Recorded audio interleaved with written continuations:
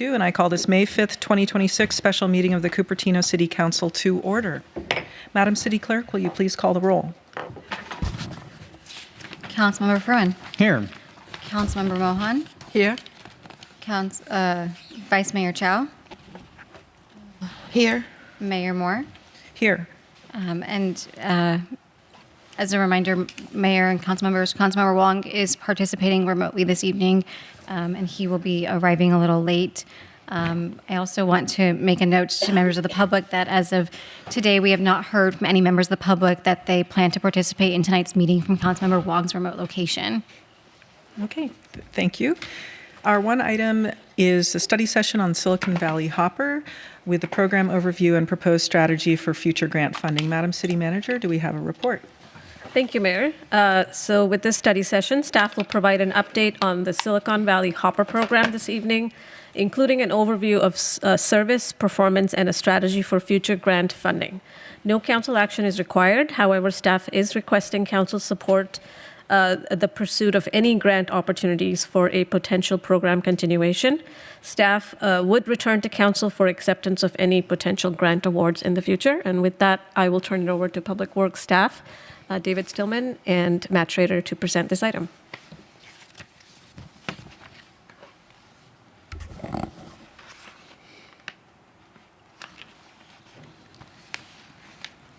Try again, Matt. Still not working. Just, is it?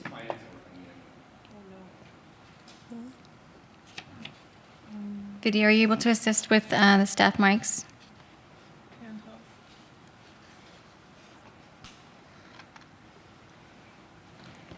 Are they live now? There's a handheld mic on the lectern.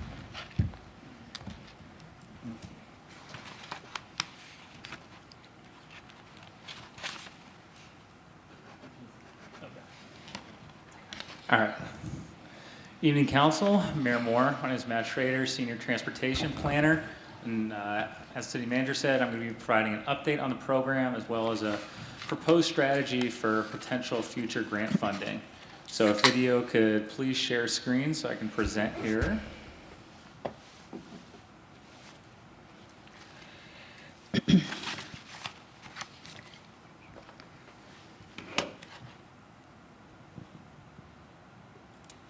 You seen the presentation yet?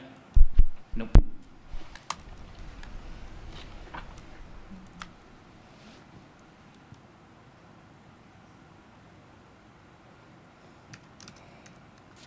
There we go. Okay. So taking a step back, the program started in 2019 as an 18-month pilot program. It was originally just within the city of Cupertino, as well as service to El Camino Hospital and the Sunnyvale Caltrain station. Here we see two previous vehicles that we had, the original vehicle on the far left, and then the vehicle that was brought in fleet following COVID, where we paused service. So here is what the service area looked like. We went to everywhere in Cupertino, as well as El Camino Hospital here off of Cuesta, and then over to the Sunnyvale Caltrain station. Then as that program was beginning to end, staff looked for possible funding opportunities and potential partners.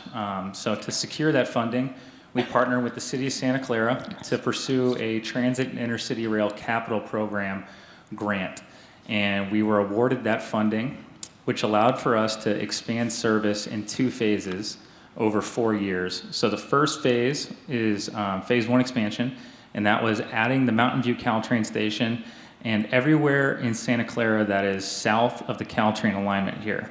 So that includes Valley Fair, the university, as well as the transit center, and many different residential neighborhoods. The vehicle fleet is all electric. We have 12 vehicles and 1 spare. We also have 3 wheelchair accessible vehicles. Here's what the vehicles look like. We have the sedan here on the left, and then our EV Waves. So these can accommodate 5 passengers and 1 wheelchair. So within the app, we also have additional information to assist riders who are trying to link to transit. So we've added the GTFS feed for Caltrain so you can do in-app trip planning, and we're also working on getting Clipper Card integration later this year. So here's kind of a zoomed in view. I know we just looked at that, but we also go to Rancho San Antonio, which I didn't highlight. If you want to get out to Fremont Older, you can do that off of the Regnar Road entrance. And if you're trying to avoid parking over at Valley Fair, you can do that. And then we have folks that connect through ACE and Amtrak, and that's accessible at the Santa Clara Transit Center. Fares are $3.50, and at discounted rates available for students, seniors, low-income folks, and people with disabilities. And if you're traveling with additional riders, it's $1 extra. It's a commuter service, so Monday through Friday, 7 to 7, 9 to 5 on Saturdays, and no Sunday service. There are students that use the service. You need to be 13 years old in order to ride alone. Like I mentioned, we have wheelchair vehicles for those that require wheelchair access. And then if you feel more comfortable booking over the phone, you can also do so with a dispatcher. So unlike Uber and Lyft, which is a door-to-door service, SV Hopper is a corner-to-corner model. So we'll pick you up and drop you off at the nearest street corner. And this is what it looks like on the back end. So you can see we have really strong coverage, and the average walking distance is about 250 feet. When using the app, if you haven't seen this, you just download it, very similar to Uber, put in your payment method, add your destination, and then you'll be connected to a driver. So here on the far right here, this is what it looks like after you've submitted a trip request. It's going to tell you your driver is Tarun. He's going to be arriving in the blue Kia Niro. And because it's a rideshare service, you are going to be picking up people along the way who are traveling to similar destinations. So in this scenario here, the wait time is 21 minutes, and that's because this driver is going to be dropping someone off at De Anza College or picking someone up, making a pickup drop-off over here off Mary Avenue, and doing the same at De Anza and Homestead, and then coming to pick you up at City Hall. So in terms of program funding, we have secured additional grant funding beyond what was awarded through our TERSIP Cycle 5 award. Almost 60% of the program is funded through grants. And then the remaining amount here is shared between Santa Clara and Cupertino, and that is based off of the geographic share. So based on the size of Cupertino's operating area and the city of Santa Clara's operating area. And starting in July, those values kind of shift as Santa Clara is going to be responsible for more costs because it's going to be a larger service area. And now looking at ridership here. So this chart on the right shows ridership by month since we launched in July 1st, 2023, up until where we're at last month in April of this year. So this spike is showing the VTA strike that happened last year in March, where we were successful in kind of retaining riders that were brought in to the SV Hopper service after that. And when comparing our February ridership to February of last year, you can see that ridership has, steadily increased. And right now we're averaging about 9,000 riders per month. Interestingly, so because there's such strong student ridership, it kind of peaks during the months when students are in session, and we have lower ridership in the summer, as well as the December and late November. So looking in now at where people are going, we know that 1 in 10 trips start or end at the Caltrain stations. So this would be the Mountain View station, Sunnyvale station, and the Santa Clara station. And these are destinations. So these are completed trips. And within the city of Cupertino, the most popular destination is De Anza College, Monte Vista High School, although there is significant demand along De Anza Boulevard. So you can see here through this clustering, which just looks at the total number of completed trips within these boxes here. So then when we zoom in a little more and we want to look at those hotspots, this kind of just visualizes that pattern a little differently. So you can see along the De Anza corridor, that demand is pretty constant, especially south of Stevens Creek Boulevard. A lot of people also going to Safeway. And then along Stevens Creek, traveling west, we see that the most popular destination is Valley Fair. And then significant demand generated over at the Mountain View Caltrain Station and Sunnyvale Caltrain Station.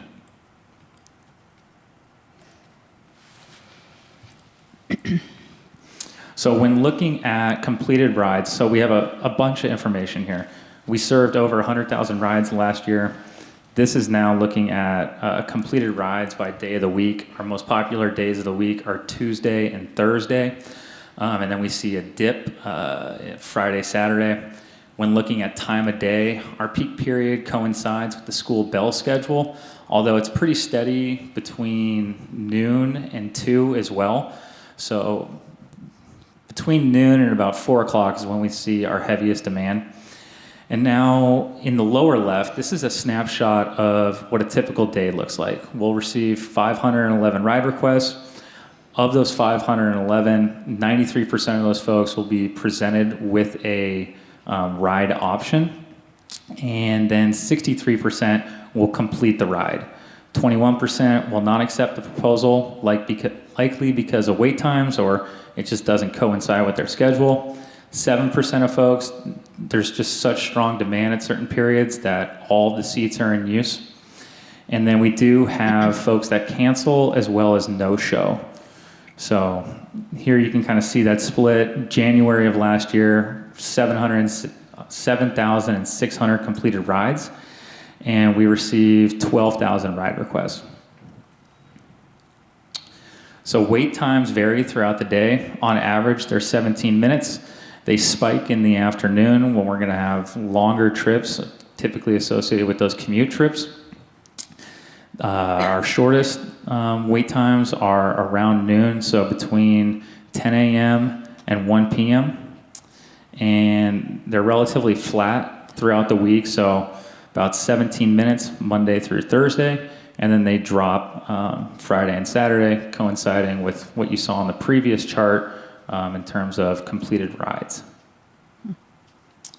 And it is a rideshare service, so the average number of passengers in a vehicle at any time is 1.4, and 47% of all of the trips have some time where it's a shared ride. And again, you can see the aggregation here where we have higher demand earlier in the week, so we're going to have higher aggregation rates, and then that decreases when we see less demand later in the week. So moving forward, the recommended funding approach here, because there's very few grant programs which can sustain long-term and meaningful funding, the opportunity that's available now is a TERSIP Cycle 8 application where we would recommend putting forward a project proposal in partnership with ACE. So it's TERSIP, Transit Intercity Rail Capital Program. Its primary goal is really advancing the objectives of the state rail plan. So being able to have a partner like ACE where we can say, hey, we are not only providing service within the areas that ACE is trying to improve first mile, last mile connections, but we have a direct formal partnership with them. It's going to be a more competitive application. So we would make improvements on their 2 routes that are within our service area, those being the gray and yellow fixed route shuttle service. They currently operate this program, and they're looking for ways to make some modifications, and we feel like that this would be a good opportunity and something that's mutually beneficial between the 2 agencies to move forward. So tonight, the action we're looking for is just support so that we can go out and pursue grants as they become available. And then we would return later in the year or early next year to report on the outcomes from that. Thank you. Great. Thank you, and thank you very much for the comprehensive report. Do any members of the City Council have questions for the staff?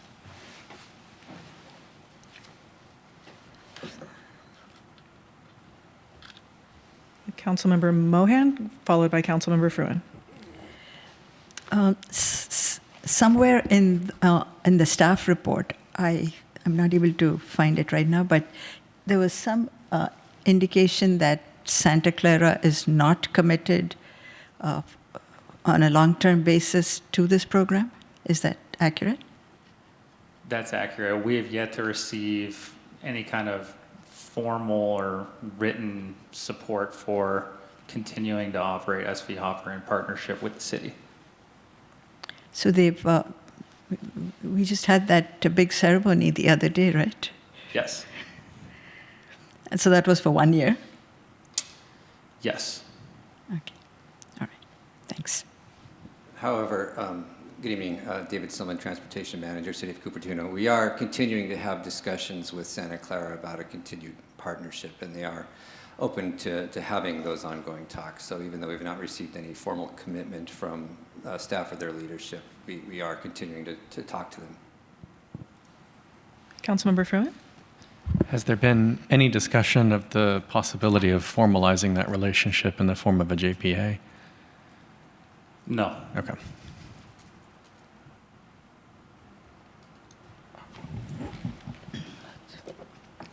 Vice Mayor? So Sunnyvale and Milpitas, what's the other city, has adopted their own micro shuttle or two-star. So I think they did not use SV Hopper. I'm just curious, do we have any idea how come they did not consider SV Hopper? What company they did consider? Does Santa Clara looking into partner with the other city because of the partner they are with? No, so when the city of Sunnyvale was pursuing its TIRSIP application, we had conversations with their staff and told them that this would be a great opportunity and makes sense, because when I'm out tabling, all I hear is, why don't you guys go to Sunnyvale? So we made it clear that this would likely cause some confusion if they wanted to pursue something independent, and that's the direction that they headed. They also are going to use a different operating model where if you request a ride along a route that could be served by VTA service, you're not going to be able to receive that on-demand transit. You'll be prompted to complete that trip through traditional transit. Do we know which company they are using? I believe they are going to move forward with VIA. So because we operate with VIA and they will be operating with VIA, down the road there would be opportunities for integration. And we've kind of had initial conversations with VIA about what that would look like. I'm confused. I thought we used to have VIA. It was just renamed to SV Hopper. But Correct. now VIA and SV Hopper are two different things? No, so VIA, or Nomad LLC, is the company that we contract with to operate the service.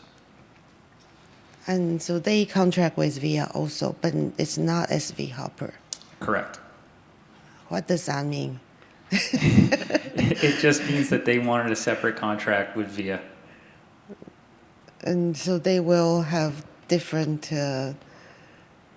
Yeah, both Sunnyvale and Cupertino contract with VIA or Nomad LLC. We have branded our service SV Hopper, and they will brand theirs presumably as something separate.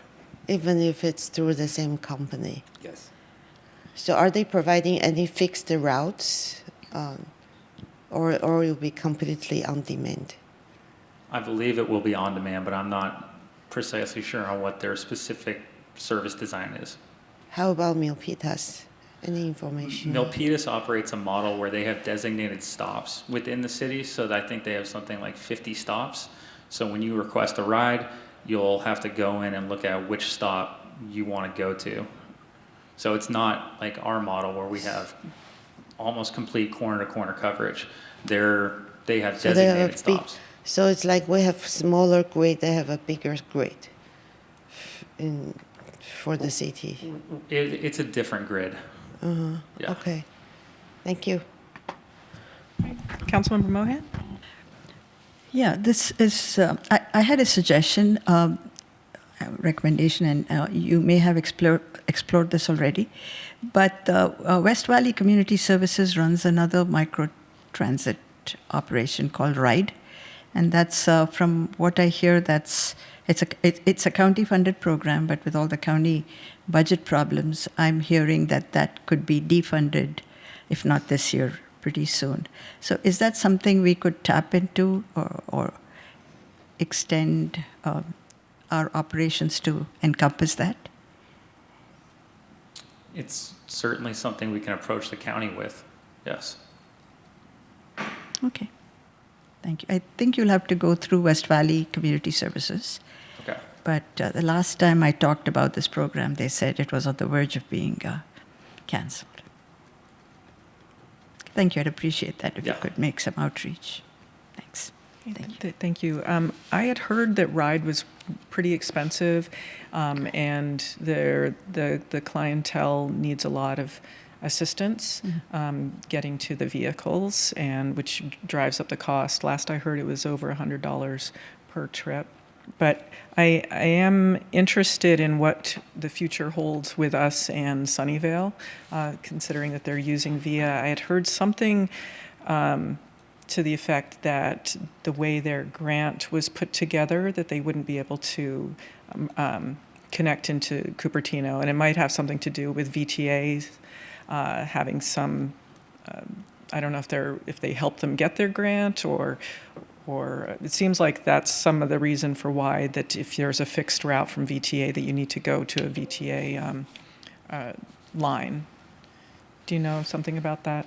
A little bit. So they're kind of unique in the sense that they have two services, one that's operating currently in Peary Park, and then this other one, which will launch citywide later in the fall. And it's our understanding that they just thought that they could put together a more compelling grant proposal by saying we're not going to be potentially cannibalizing transit trips. So that's why they made that design choice. Okay, thank you.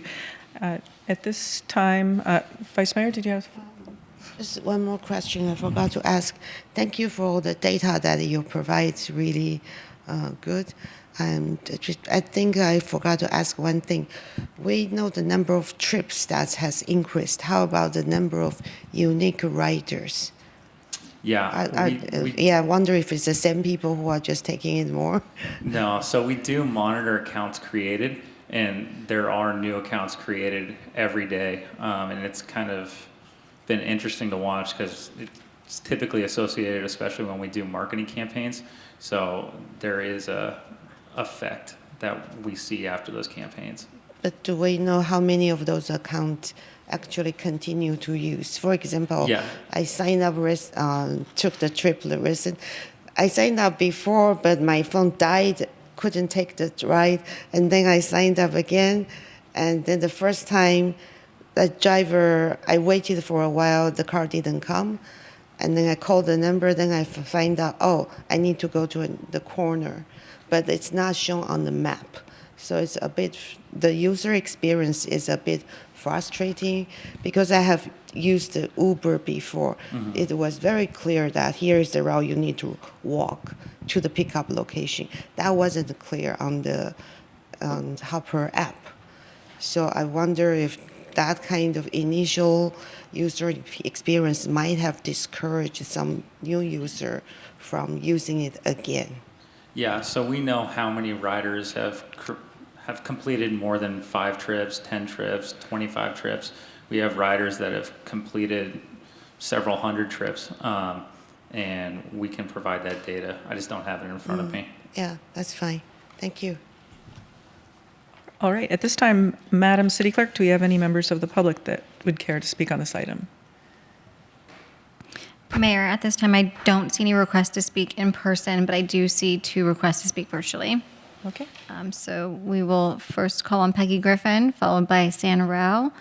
And as a reminder to members of the public wishing to speak on this item shall submit a request to speak or raise their hand virtually within the first 9 minutes of the start of public comment or before the public comment period is closed, whichever comes first. So we will welcome Peggy. Good evening, Mayor, Mayor Moore, Vice Mayor Chow, council members and staff. I am a user of Hopper and I'm also a senior. And recently I've had 4 experiences with Hopper. So I want to tell you that I think that the cost of the rides needs to increase significantly. $1.75 for a ride and $1 for every passenger you add is not enough. It's too low. The other thing is that I was trying to, in 2 of the 4 rides that I've taken recently, I was teaching people how to use Hopper, and in hopes that they could go to the doctors by themselves because they had lost the ability to drive. And I did it in the afternoon. My husband and I use it in the morning because we only have 1 car, and when it breaks down, we take it to the car and car repair, and we go and get it. But these people had appointments in the afternoon for doctors, and it didn't work out real well. One of the problems was when we got to, one of the doctors was Cupertino Podiatry, right in the heart of Cupertino, and they dropped us off okay, but picking us up, it took 20 minutes of no ride available before she even got an offer for a ride. And then the ride was 31 minutes for a wait. So it was 50 minutes before she even got a car to pick her up. So I think you need to, in addition to the average wait time, how often do people get rejected? I didn't realize that. In the morning, you're less likely to be rejected, but in the afternoon, it can go 20 minutes before you even get a ride offer at all. And I've been considering there's certain places in the area, El Camino Hospital, Kaiser Hospital, Rancho, where parking is scarce. And so it's ideal to take Hopper, but getting there and getting back in the afternoon, I was told that you shouldn't ask for a ride. You need to have at least an hour before they close to even ask for a ride. So if they close at 7, you better ask by 6, and maybe you'll get a ride. So I want you to think about that. I also was told the people who are drivers are very friendly, but I'm running out of time. Anyway, think about it. Ask for how many times they're rejected. How much is Cupertino and Santa Clara? Thank you, Peggy. That is your time. Next, we will welcome San Rao. Welcome. Good evening, Mayor Moore, Vice Mayor Chow, council members. Speaking on behalf of myself only as a resident, I want to appreciate the great presentation by Matt Schroeder and David Stillman. It's nice to see them present on something other than bike lanes. When they do present on something that is more useful to the community, I think we see how productive this conversation can be. I have sent you feedback previously on this topic. However, I did poll the community. I polled over 500 Cupertino voters, verified Cupertino voters, and I got very positive feedback. Of course, engagement was low, but I had over 10 say that they knew what it was. I had close to 10 say that they have the app installed, have ridden at least once, and some have ridden a few times a year, and they have kids riding. At least 4 had kids riding, and at least 7 said they want the hopper to be funded. Most of that feedback came from parents of our high schoolers. And so keeping an open mind to this, I want to give you a few ideas to think about. It is interesting that much of the ridership is De Anza College, which matches what I see. And I'd like you to see if you can partner with FHDA to see if FHDA can co-fund this, or FHDA can provide you grants so that the program benefits De Anza as well as our high schools. I'd also like to see if you might approach this differently, and rather than move broad and outwards towards Santa Clara and other destinations, and maybe we keep a few like Caltrain and Valley Fair.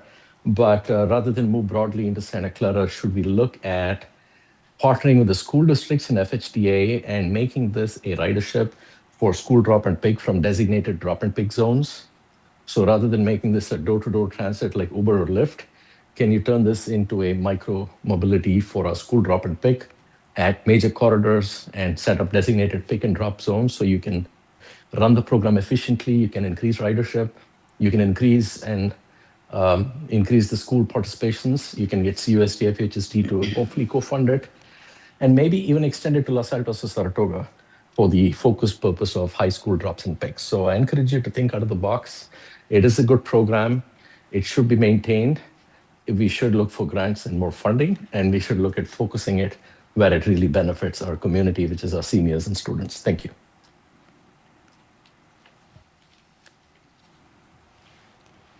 Thank you, San.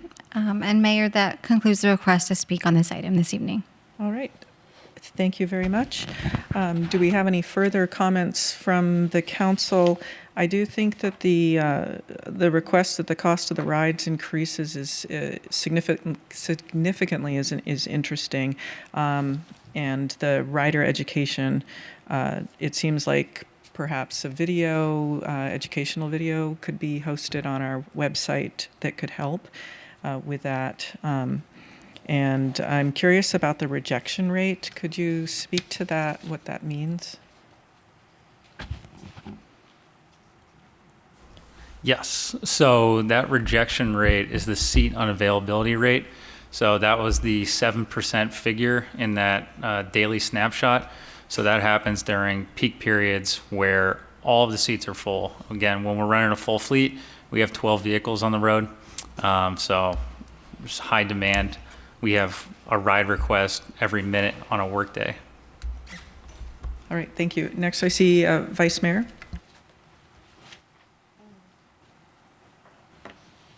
Thank you. So, yeah, during the rush hour, I guess not even rush, maybe like after 2 or 3, the wait time is very long, and then it is you might not even get offered a ride. And once I got a ride, that I was at the Dianza, but then it would take more than 20 minutes, and the car was getting stuck on 85. So they are getting stuck under traffic from out of the city. So I'm wondering, is it possible that during peak hours we prioritize local rides so that people who are taking shorter city ride close get prioritized, so that the cars do not take long trips and getting stuck on the way, especially because this kind of long trips would take a lot of time, and with the flat rate, it's not making the program less sustainable. Yeah, that's something we can look at, and this is already something we're monitoring. I've been talking with VIA about those long trips to the Caltrain stations, especially during peak congestion. And one proposal that they've brought to us that they've done in other markets, and we're still talking about it, is maybe we can connect those rides through other TNCs. So that ride to the Sunnyvale station would be carried by, depending on where it is, maybe a Waymo, maybe an Uber or a Lyft, because having a vehicle be drawn out of our core service area is just going to drive up our wait times, as we're talking about here. Yeah, and also I think the Sunnyvale idea of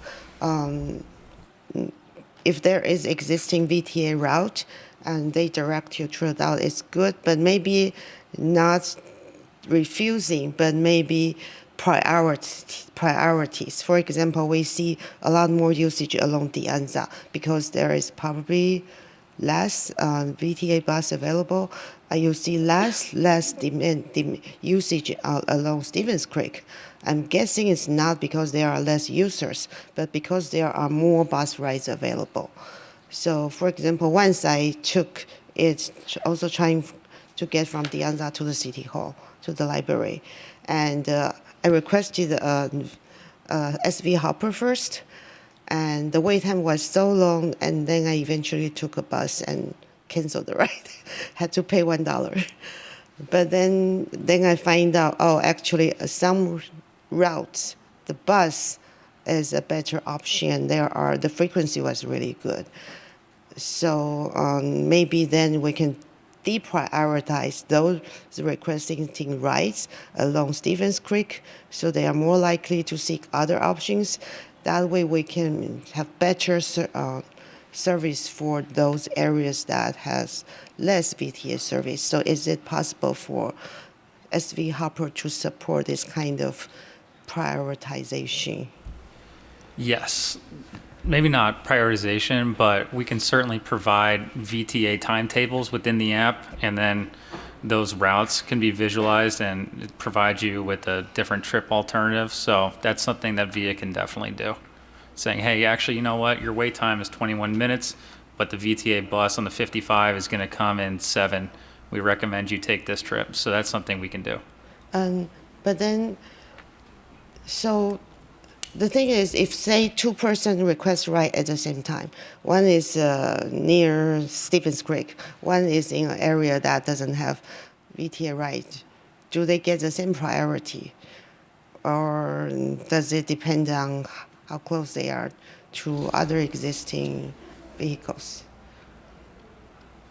I'm not completely following, but in this scenario, it would really just apply to if a ride can be easily completed by existing transit. So if you're on Stevens Creek or you're on Wolf and Miller or De Anza Boulevard and you wanted to complete a trip that would be along one of those corridors, we could present that information within the app as a potentially quicker alternative. But what I'm requesting is not only presenting an option, but giving the other requester who is not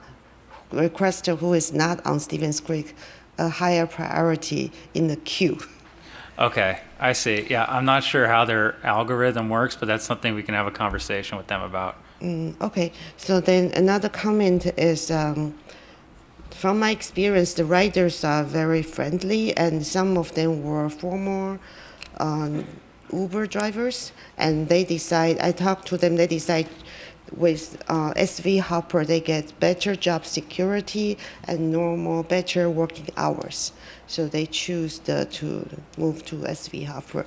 However, one driver did tell me when he first started on the job, the first day, with no training, he had to start driving. So I don't know if that's a regular situation or abnormal. That's something that's not consistent with what VIA's driver training protocols are, and something we'll bring up to them. Yeah, thank you. Thank you. Councilmember Fruin. Yeah, hopefully just a quick one to piggyback off of something that one of the public comments raised, is whether you've had conversations with the school district, specifically Fremont Union High School District, on potential expansion to some of their campuses. I know that there has been a lot of interest in reaching Limbrook, for example, which is relatively close to the city borders. Yeah, so we did look at what including Limbrook would cost and presented that information. We also had conversations with Foothill College, had VIA model out some scenarios on what that would cost, and neither were interested in moving forward. Okay, thanks. Thank you. So the recommended action is that we receive the report and support staff's proposal to pursue a transit and intercity rail capital program cycle aid application. So the city attorney, what kind of action are we hoping to do here? Just kind of a straw poll on whether or not we support the grant funding? But you could do more than a straw poll, but we really can't take action. Okay, so In other words, you could actually have a vote, but it can't be an action vote. okay, so we can vote to support the recommended action? We could vote to receive it. Okay, why don't you do a straw poll vote then? All right. Because we really should not be taking action in a study session. Okay, so do we have general support for this? Yes. Seeing nods, yes. I've got 3. Vice Mayor, are you in support of? So the grant funding is for next year. Can I just intervene? I'm sorry. So we would like to be able to pursue not just the TERSIP grant for the next cycle, which we are looking at, but basically any any grants or other funding opportunities that might be available to enable us to look at continuing the program beyond the current 4 years. And that, just for your assurance, we would come back to you all as a body for approval of any grants that we would have received before accepting. You know, obviously we would have to discuss what the next phase of the program would look like. So we just need to kind of be able to jump on opportunities as we see them, because sometimes deadlines approach quickly, and we want to be able to try to find as much money as we can. So. Thank you. Could we look at the per ride cost? Because there was that one request that we consider the increasing it. I don't know if we're comparable to other cities providing a similar service, but is that something that you could look into a little bit? Yes, we can definitely do that. And also, I think maybe we should consider longer rides. The cost should be higher, at least comparably higher with the commercial on-demand shuttle, and so that way the offset for the shorter ride, the cost for the shorter ride will be lower also. Yeah, I mean, the cost for the shorter ride could increase, but the cost for the much longer ride should increase much larger. If we can explore that next time it comes back to the council, that would be great. And whether there a possibility to prioritize shorter ride that's near the city core than the other ride. But of course, hospital is different. I think that will be different from Kelchen ride. Yeah. Yes, we can investigate that. But in terms of grant funding, I would prefer we don't request funding from like congressmen for SV Hopper, because I would hope that funding from legislators and the Congress is for infrastructure that will last for longer, rather than filling a gap of 1 year and then it's kind of we won't see a sustained impact. So I would prefer if the grant funding would focus on more like transportation VTA fund. I don't know what the other council members think about that. Are you done? Yeah. Okay. So the request from Congressman Khanna was not for VTA funding. It was for City Hall and Torrey. So this came as a surprise, the 1.2 million. So I don't know where that request came from, but when I met with him directly, the request was for those capital improvement projects. What I mean future funding, not. Are we going to pursue that for? That gets into grant funding policy, which is kind of out of the scope for this. But this agenda item doesn't talk about going to the congressman and requesting funding for it. They've got other But then they are sources. talking about all sources. Yeah, we would like to consider any source of funding, because it's not easy to come by. But if there are certain qualifications that council would like to make to that degree, that would be helpful to have this evening. Well, we're sort of setting policy right here with regards to grants. Project. I think for this particular project, I would prefer that we don't use funding from legislators or the congressmen, so that they can be used for other projects. I think that's more. Do we have concurrence from the other council members? For this particular I have a question for the city manager. Do you know how this came to pass, the 1.2 million? Yes, Mayor. I do believe I just checked in with it. Staff did request it last year. Okay, it was a request from last year. Correct. Okay, and do we have an opinion from staff or the city manager about putting a request in for SV Hopper in the future? So I think this year there were a lot of competing priorities that we rather get funding for, and staff went ahead and asked for funding for a couple of other infrastructure-related projects. So we did not ask for the Hopper funding, although since we're talking about various grant opportunities and to further this project, I think it is appropriate if council wants to kind of have a more specific general direction on whether or not to go forward with that particular grant funding for this project.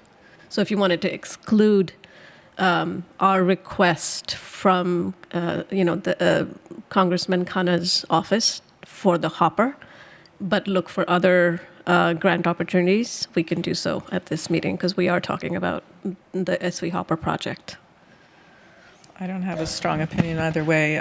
Councilmember Fruin, do you have an opinion on this? And same with the Councilmember Mohan. In general, when we're off asking for money, sometimes the other side of the equation is interested in giving you things that you aren't necessarily going to prioritize in the same way. Sort of a beggars can't be choosers situation. So I'm happy to accept money that people want to give us. Of course, if there is specific grant program, federal grant program, and for microtransit, that will be different. But what I'm talking about is specific requests, I think, from individual congressmen, right? Through the mayor. Yeah. Can I just add one more detail to that? So a lot of times, just for information as you deliberate on this, a lot of times the infrastructure project funding requests can be very large. So the only benefit to asking and submitting multiple proposals, for example, is if there's different kinds of grant amounts, right? So this Hopper is usually a smaller amount. Infrastructure projects can be very large. So that's just another information for you to consider. Okay, and Councilmember Mohan, did you have a thought on this one? Yeah, I would. I would be reluctant to close off any avenues of funding. I mean, whatever funding we can get, we should grab. I mean, usually my experience is you want more than less. And so I would not say no to any funding, whether it's for the Hopper or for anything else. And there is a general fund cost to the Hopper operation, so anything we get would be subsidizing that. Okay, so that's 2 out of 4, and I'm ambivalent, but I'm going to lean towards if they're going to provide us money, we're going to accept it. But I do understand that for long-term funding being grant supported, we need to find something moving forward where we're not continuing to do that, and I think that's probably our biggest challenge. Especially since we're 59% grant funded currently. And we have only 5 minutes left. Vice Mayor, your hand's raised. So for congressman funding, I understand there is not really a fixed allocation, and we usually can make 1 or 2 requests, and the city have to prioritize between different projects to request which one. So it's really a prioritization from us what we want to ask. That it's not like because if they give it to, if we prioritize and then put SV Hopper on top, that means the funding could have gone to another project, maybe a building. Bridge repair would then go to SV Hopper, but then the general fund has to fund this other infrastructure project. So we are not losing if we don't ask for SV Hopper. Yeah, that's my point. Okay. All right. Thank so you. are we going to consider raising the right? So that will come back. Correct. Yeah, okay. Correct. Okay, I'm seeing no further hands raised. This meeting is adjourned until our 6:45 regular council meeting. 2026 regular meeting of the Cupertino City Council to order. Please, if you're able to, stand for the Pledge of Allegiance. I pledge allegiance to the flag of the United States of America and to the republic for which it stands, one nation, under God, indivisible, with liberty and justice for all. Madam City Clerk, will you please call the roll? Councilmember Fruin, Here. Councilmember Mohan, Here. Vice Mayor Chow, Here. Mayor Moore. Here. And as a reminder to members of the public and to the council this evening, Councilmember Wong is participating virtually this evening, and he will be arriving a little late. As a reminder, as of today, we have not heard from any members of the public that they plan to participate in tonight's meeting from Councilmember Wong's remote location. Great, thank you. Madam City Attorney, do we have a closed session report? We do. This evening, the City Council held a closed session. The item on the agenda was discussed, and there's no reportable action taken. Thank you. All right, thank you.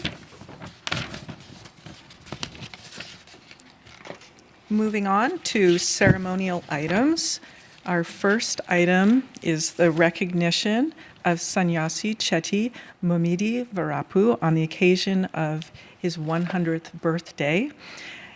So we have a very special guest tonight. I'm pleased to recognize one of our residents who recently celebrated his 100th birthday on April 20th. This is a special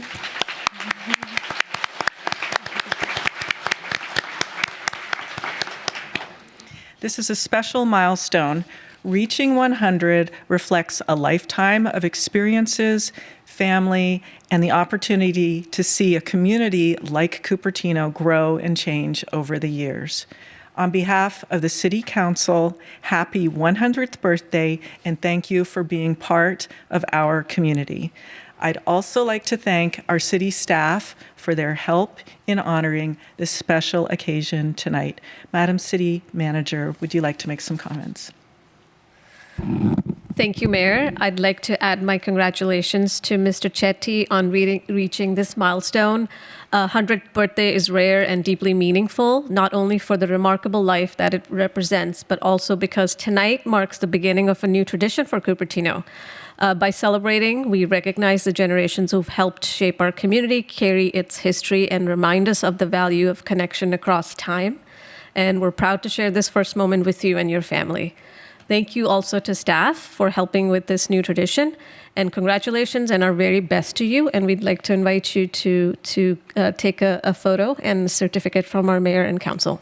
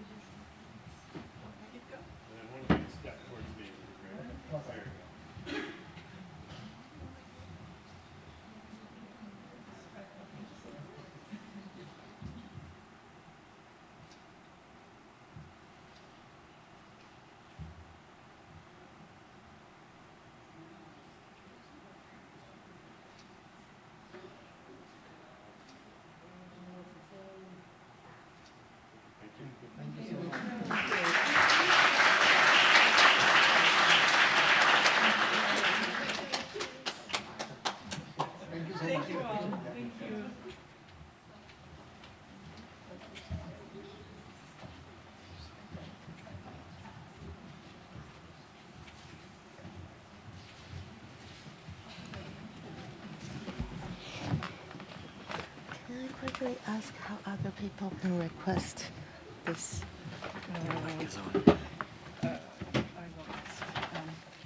It's a quick question for our city manager. If other individuals would like to have a similar celebration with council, how can that happen?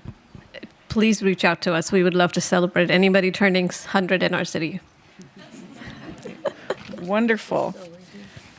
So our next ceremonial item is the recognition of National Public Service Recognition Week of May 3rd through 9th. It's my honor to recognize Public Service Recognition Week observed this year from May 3rd through 9th, which spotlights the individuals serving communities at every level of government across the country. Here in Cupertino, that service is visible in many ways. It means safe and well-lit streets, parks, and public spaces that are cared for, thoughtful planning for housing and the city's future, and programs and events that bring people together. It also includes the important work happening behind the scenes, from managing city finances responsibly to supporting the technology systems residents rely on to access services and information. Public service is not easy. The work is complex and the expectations are high. Even so, Cupertino staff show up with professionalism, dedication, and care for the community they serve. On behalf of my colleagues on council, thank you for all that you do. Your work is meaningful and it's truly appreciated by our residents. Madam City Manager, would you like to add some comments? Thank you, Mayor. You said it beautifully, but I did also have a very short script prepared for this. So there's no surprise that we love this tradition in Cupertino, which is celebrating National Public Service Week. It gives us a moment to pause and appreciate the people who keep everything running, often without much fanfare. Public service is often most powerful when it's least visible. From safe streets, clean parks, safeguarding our city's resources, keeping residents informed, and ensuring transparency to legal support, technology advancements, and every department working in sync. It's a true team effort. Our staff does this work with professionalism and care, even when balancing limited resources and competing priorities. And knowing what progress does, that progress does not always equate to everyone being happy. We are proud to serve a healthy and engaged community. And yes, our staff shows up every day, ready to listen, adapt, and keep moving the work forward. We're proud to serve such an engaged community, and this week is about taking a moment to say, we see you and we thank you. To all city employees, thank you for everything you do. And thank you, Council, for helping shine a light on this work that often goes unnoticed and happens quietly. I'm honored to accept this proclamation on behalf of our entire city team, but I will ask my executive team and any staff present today to please join me in receiving it. Thank you and happy Public Service Week.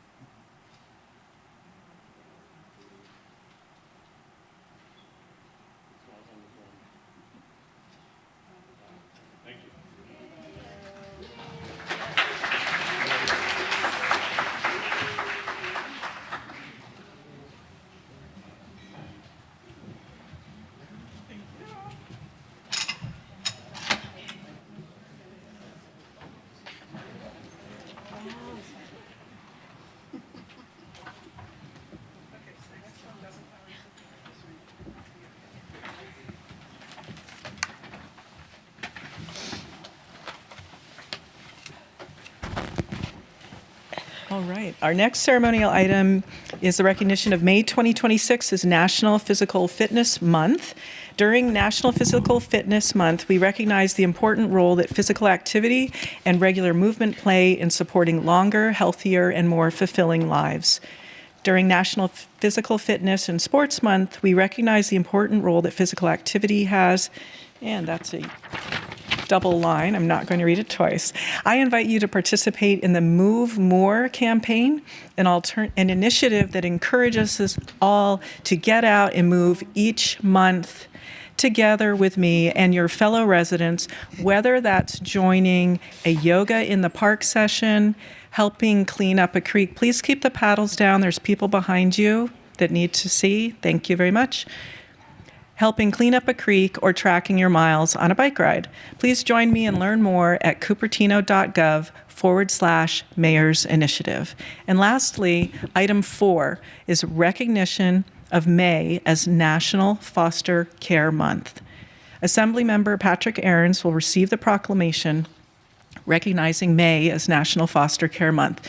Joining us virtually tonight is Assemblymember Patrick Ahrens, representing California's 26th District. Assemblymember Ahrens brings an important perspective to the state capitol.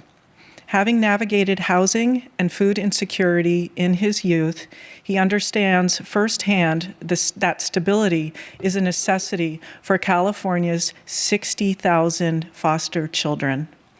He has turned that personal experience into policy through his Support California Foster Kids legislative package. These bills address the challenges foster youth face when aging out of the system, specifically by strengthening housing protections, expanding food assistance, and improving access to higher education. As we recognize National Foster Care Month, we appreciate having a representative in Sacramento dedicated to practical legislative reform. Please join me in welcoming Assemblymember Patrick Ahrens to the screen to accept this proclamation. So we're going to move up. Hi, Mayor. Hi, everyone. Thank you so much. That was very touching, Mayor Moore, and thank you to the Cupertino City Council and the Cupertino community for your steadfast support for our foster youth. I think now more than ever in the state of California and the country, we need to look to supporting the foster youth of California. I'm really proud to have 6 bills authored in that space. And so I want to just thank you all so much for everything. And thank you for the support of the foster legislation. And thank you, Mayor Moore and the City Council for your leadership. I'm in Sacramento, so apologies for the loud noise, but wanted to say thank you so much, everyone, for your support for our foster youth. Thank you, Patrick. Thank you for taking the time out. And we really wanted to recognize you for all the work that you're doing for the foster children. Thank you so much. And so we're taking a group photo here, and we're going to have a montage with you in it as well. So we have to hold still.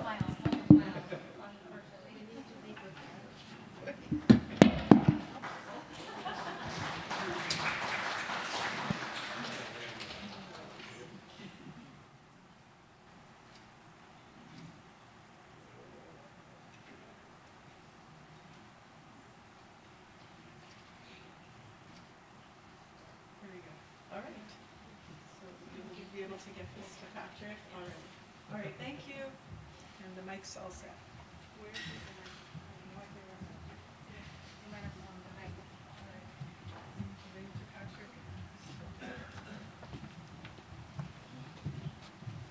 Did it fall?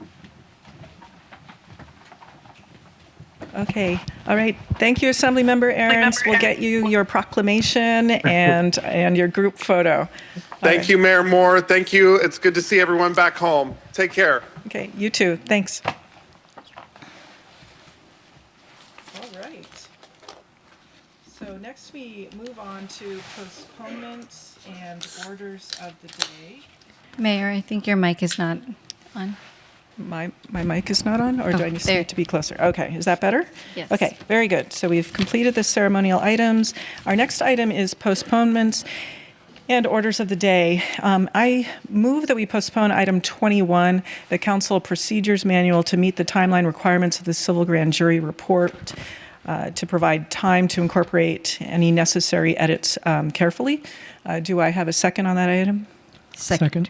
Okay, I heard Councilmember Mohan seconded. Madam City Clerk, will you please conduct the roll call vote? Councilmember Fruin, Aye. Councilmember Mohan, Aye. Vice Mayor Chow, Aye. Mayor Moore. Aye. Motion carries with Wong absent. All right, thank you. Next, we move on to oral communications. Madam City Clerk, how many speaker cards do we have at this time?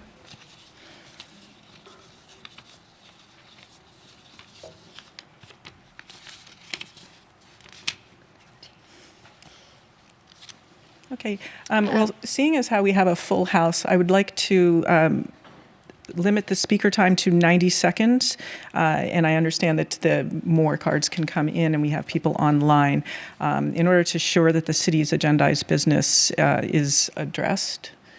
Okay. Yes, Mayor, at this time, I believe we have about 13 requests to speak in person, but this also encompasses about, I believe, 4 or 5 groups, as well as I currently see 2 hands raised virtually. Okay, and so when we moved to 90 seconds in the past, we go for the groups, we were having a total of, was it 5 minutes? So before reduced time, count the groups up to 5 people in the group could have 10 minutes. So it would be limited to 2 minutes per person in the group, up to no more than 5 minutes for 10 minutes. 5 people for 10 minutes. Okay, so when we reduce it to 90 seconds, it's five people for, I'm The trying to math remember. gets tricky. I didn't. I don't remember what the calculation was on that. I think it was 5 for 5. So do you want 5 to? for a max of 5. Do you want to do 1 minute per person for the groups to make it? Yes. Thank you. 1 minute per person for the groups, and then you one. Are we doing the same for individual speakers? So 90 seconds individual speakers, 5 people. If you're having a group, that's 5 minutes total. Okay. Does that seem acceptable?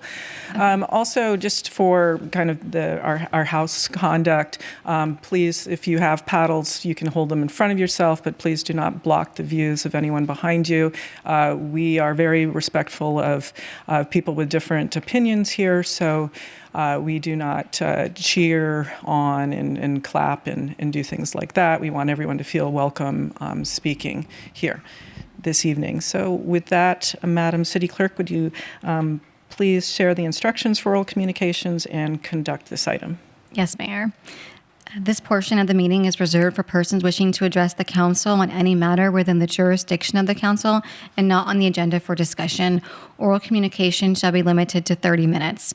Additional speakers wishing to comment on non-agenda items may be given time to speak at the end of the agenda after the city manager's report. Individual speakers are limited to 3 minutes.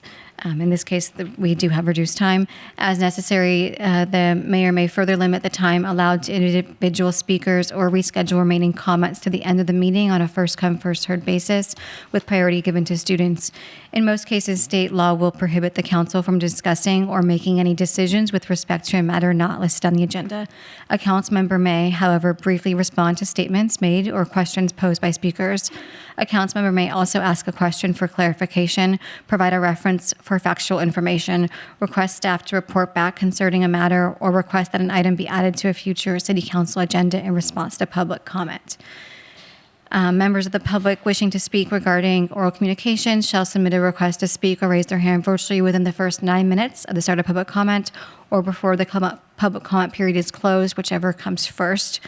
So at this time, we will move to in-person request to speak under oral communications. We will welcome Steve Soljit, followed by Catherine Chu's group, and then followed by Zoe Tran's group. So welcome, Steve. You'll have 90 seconds. Good evening, and thank you for allowing me to be here. My name is Steve Solgit. I represent the Cupertino Toyokawa Sister City program, and I'm here today to thank the City of Cupertino for their support for our 2026 Cherry Blossom Festival, which took place the weekend of April 25th and 26th. This was our 42nd Cherry Blossom Festival, and we couldn't have had this event without the distinct help and support of the city of Cupertino. This event is for the people of Cupertino, but also, as we found out, for many others. We did a survey this year to find out where people are from and what they're interested in, and discovered about 22% of the people who attended were not from Cupertino. They were from surrounding cities. And we think the festival offers an opportunity for people from our surrounding communities to see what Cupertino has to offer and to experience an event meant for everyone. One of the interesting comments that I had from somebody was, you're not going to make a lot of money with the weather. And we had to remind them, we're not here to make money. We're here to have a community event and see a variety of vendors and performances and exhibits that are a creation of a vibrant and diverse community.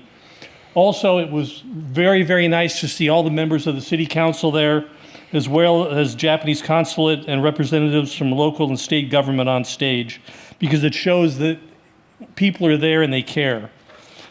Part of the things I enjoy is seeing what people don't see, and we thank Rochelle Sanders and her staff for our support. They're there at 7 in the morning until 10 o'clock at night, and to see them out there working is very, very appreciated. And so we thank you for our event and look forward to seeing you April 2027. Thank you, Steve. Thank you. Next, we will welcome Catherine Chu's group, followed by Zoe Tran's group, followed by, no name on this one, CPC. I have an email, Overton Ma at SBC. So, yes, I don't have a name. But welcome, Catherine Chu, and your group. I see 4 names, so we will have 4 minutes on the clock. Welcome. 4 names plus myself, right? That is correct. So we will reset it to 5. Thank you for the correction. Welcome. Thank you. Good evening, Mayor, Vice Mayor, council members, and staff. I'm Kathy Chu, and member of the leadership team of the Cupertino Pickleball Club. I'm here tonight to register our objections regarding the planned trial to restrict hours of play and the request for quiet paddles at all hours at Memorial Park. But before I go on, I want to take just a second to ask all those who are here, part of the CPC as well as the community, please raise your hand or paddle. Thank you very much for being here. In early 2025, when our neighbors raised concerns about pickleball noise, our club proactively took steps to work with both Parks and Rec and the neighbors to address them. For example, we proposed, and the PNR agreed, that lights on the courts be turned off by 9 p.m. After PNR posted their request for quiet paddles, we actively supported it within our community. Compliance has been strong among morning players. Nearly all of them now use quiet paddles. Evening players, however, are a very mixed group and have largely ignored this request. We believe that the best way to address noise concerns is to add sound barriers at CMP courts, like many Bay Area pickleball courts have done, and at courts across the nation, to great effect. Throughout the past several months, our club has worked closely with Public Works to evaluate the best sound barrier solutions. We involved a nationally recognized expert in structural evaluation of existing fencing, free to Cupertino, and provided his recommendations to Public Works. We understand the plans are already underway to install additional support structures and noise screens. Here are 2 visuals that we downloaded. Can you guys see it? So upside down. Thank you.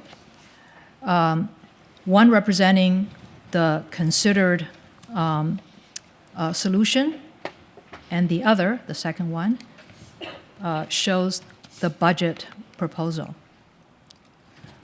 I'm happy to report that all of the foregoing have already had a positive impact.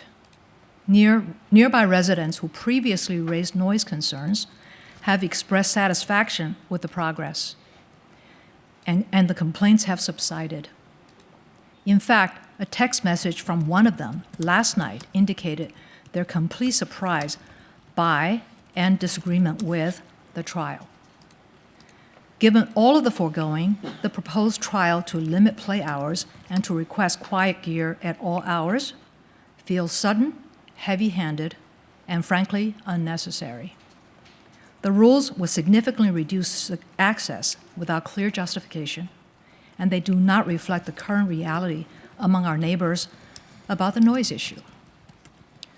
An overwhelming majority of our community agree that the most important and effective way forward is for this city council, to approve the budget for noise abatement at Memorial Park and to launch the CIP process as soon as possible. The people who are here, and there are many more who are not able to, register their strongest objections to that proposed plan. Thank you.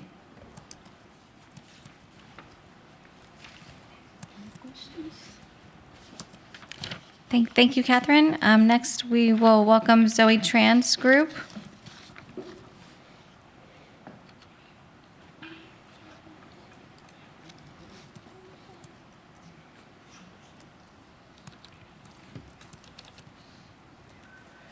Welcome, Zoe. Good evening, Mayor, council members, and city staff. Hi, my name is Zoe. I'm a single mom, and we just moved here a few months ago.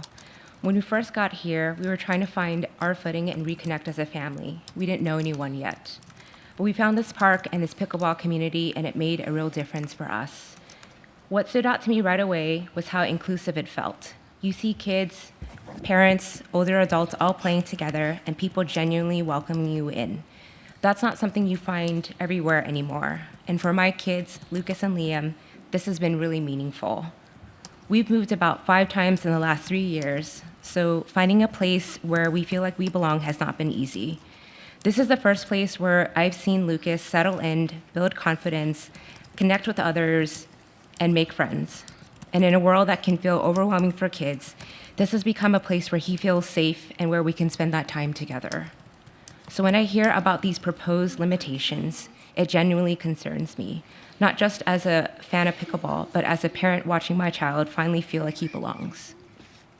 The truth is, these proposed changes don't just affect ours, they affect access. And for families and kids with busy schedules, even small limitations can be the difference between belonging and being left out. And for people who are new, who are still trying to find their place the way we were, the door may not open for them at all. I understand that the city is trying to balance real competing needs, and I truly respect that. The neighbors' concerns matter, and from what I've seen, this community here has already been willing to adapt through quiet paddles, adjusted behavior, and genuine good faith. And I hope that good faith goes both ways. All I'm asking for today is that before anything is finalized, the city brings this community to the table to weigh all the options together. What's been built here is really special. Please work with us to protect it. I'd love for you to hear from Lucas himself. Hi, I'm Lucas. I like playing pickleball here. It makes me happy. I made friends, and I feel more confident when I play. Thank you.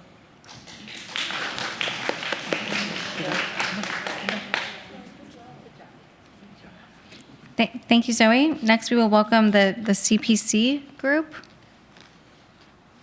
There's no other name on this card. Mary Ann Overton, I guess. Mary Ann, do you have a group representing you? I'm representing the group. How many people are in your group this evening? Yeah. Okay. I'm a resident of Cupertino. I pay a lot of taxes so that I can enjoy the park. And playing pickleball is enjoyable and good for my health. I would like to live to 100 too. Mary Ann, are you, sorry to interrupt you. Are you representing a group or just yourself? I'm just trying to allocate the correct time for your speaking. Just herself? Just myself. Okay. Thank you. Okay. So pickleball is not only good for the old, but it's good for the young too. And I'm representing the 80 and older seniors. So it helps improve health. And just taking away one day will affect the rest of the week, because then more and more pickleball players will be coming over on those other days, and then the wait is twice as long. But so that's my recommendation, is not to take away any days, and also just stick with the paddles that we have, so we don't have to invest in new paddles for for all day, just the quiet hours time. Thank you. Thank you. Please. Next, we will welcome Chris Farm. I believe you stated you're representing a group. Is there a group with you this evening? Just the Cupertino pickleball club. We need 4 speakers. 4 people. So this would be any speakers that have not already spoken or not planning to speak under a different group or individually. Okay. So you have 4 people in your group who have not spoken and do not plan to speak. Is that correct? Okay. Hello. So you will have 4 minutes to speak. Welcome Chris's group. Their name should still be mentioned. Hello, City Council. Or- This is my first time speaking at one of these, so I'll keep it brief. My name is Chris Pham. I play at Cupertino Memorial Park. I've started playing there maybe 6 months ago, and like the rest of these fine folks, it is a pleasure to play with everyone. The community is extremely welcoming. I think throughout my life, my short life, in the various sports I've played, I've never played a sport that has been more welcoming, more accessible to people of all backgrounds, of all ages. I believe that, this community has done its best to proactively work with the neighborhood, those who are impacted by the, admittedly loud noises that pickleball does bring. And so I do feel that this proposal to limit the hours, to require, additional equipment to play a sport that everyone loves is a bit excessive, especially when the pickleball community is doing its best to, work with the community and find a solution that works for everyone. Thank you. Madam City Clerk, will you get the speaker cards from the 4 other members of that particular group, please? Yes, Mayor. So we would just like to collect your names for that group. If you're...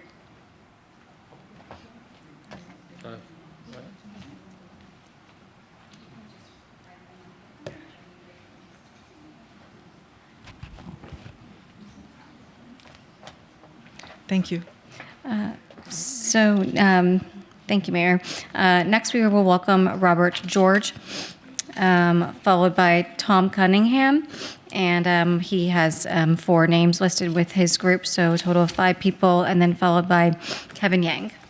So we will welcome Robert George. Good evening. My name is Robert George. I'm a Cupertino resident, homeowner, and active voter, and have been so for 25 years.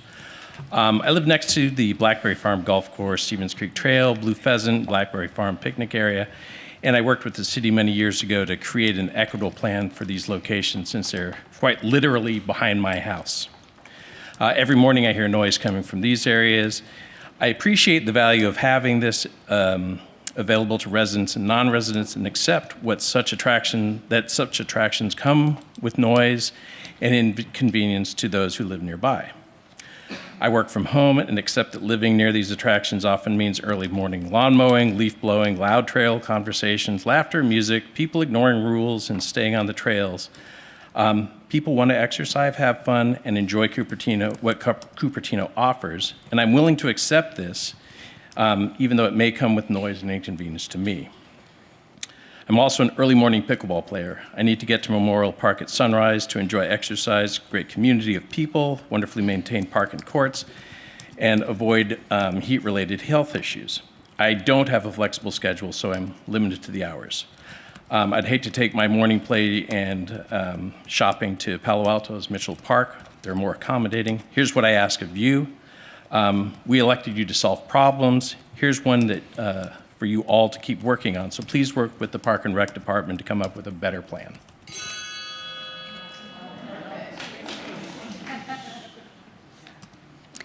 Thank you, Robert. Next, we will move on to Tom Cunningham's group. And I have the names listed as well. Yuriko Wansheng Tsai, Bob McElney, and Shelley McElney. I didn't butcher those too bad. So welcome. So we have 5 people in your group, so you will have 5 minutes this evening. Welcome. Hi there. All I ask is that you look at me when I'm talking. It's a simple request. My name is Tom Cunningham. I'm a resident of Cupertino, and I've been very involved in the pickleball group for the last year and a half. First and foremost, I think I want to thank you for being willing to include the sound barrier wall in the budget for consideration. I think that's an important factor. You're talking about an organization that is involving a huge chunk of your community. And as somebody who's been a former HOA president, has worked with numerous city councils, I really appreciate the time that you guys spend. And it's a thankless job, and I really want to thank you very, very much for what you're doing. And I think that we've got some real basic things that we want to communicate. First and foremost, we're talking about potentially impacting this organization in July. Just when summer kicks in, just when the daylight savings allows you to play longer, and just when people who work all day long and may not even be able to get out to the courts until after work can't even arrive until 6 p.m. I myself take care of an 84-year-old man who had a stroke about 15 years ago. And I'm preparing dinner for him, making sure that he's taken care of before I can even get away.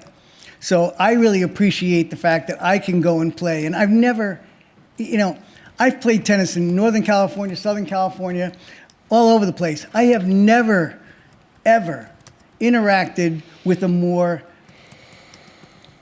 friendly, engaging group in my life.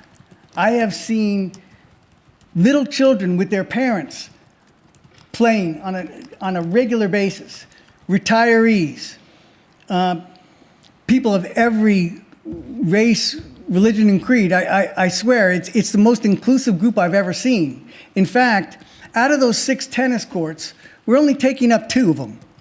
And out of those 2, we're talking about involving 80 people on a regular basis.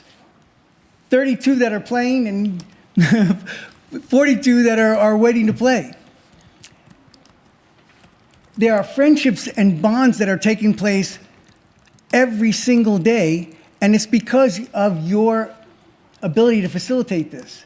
I know as a community leader, you're always trying to create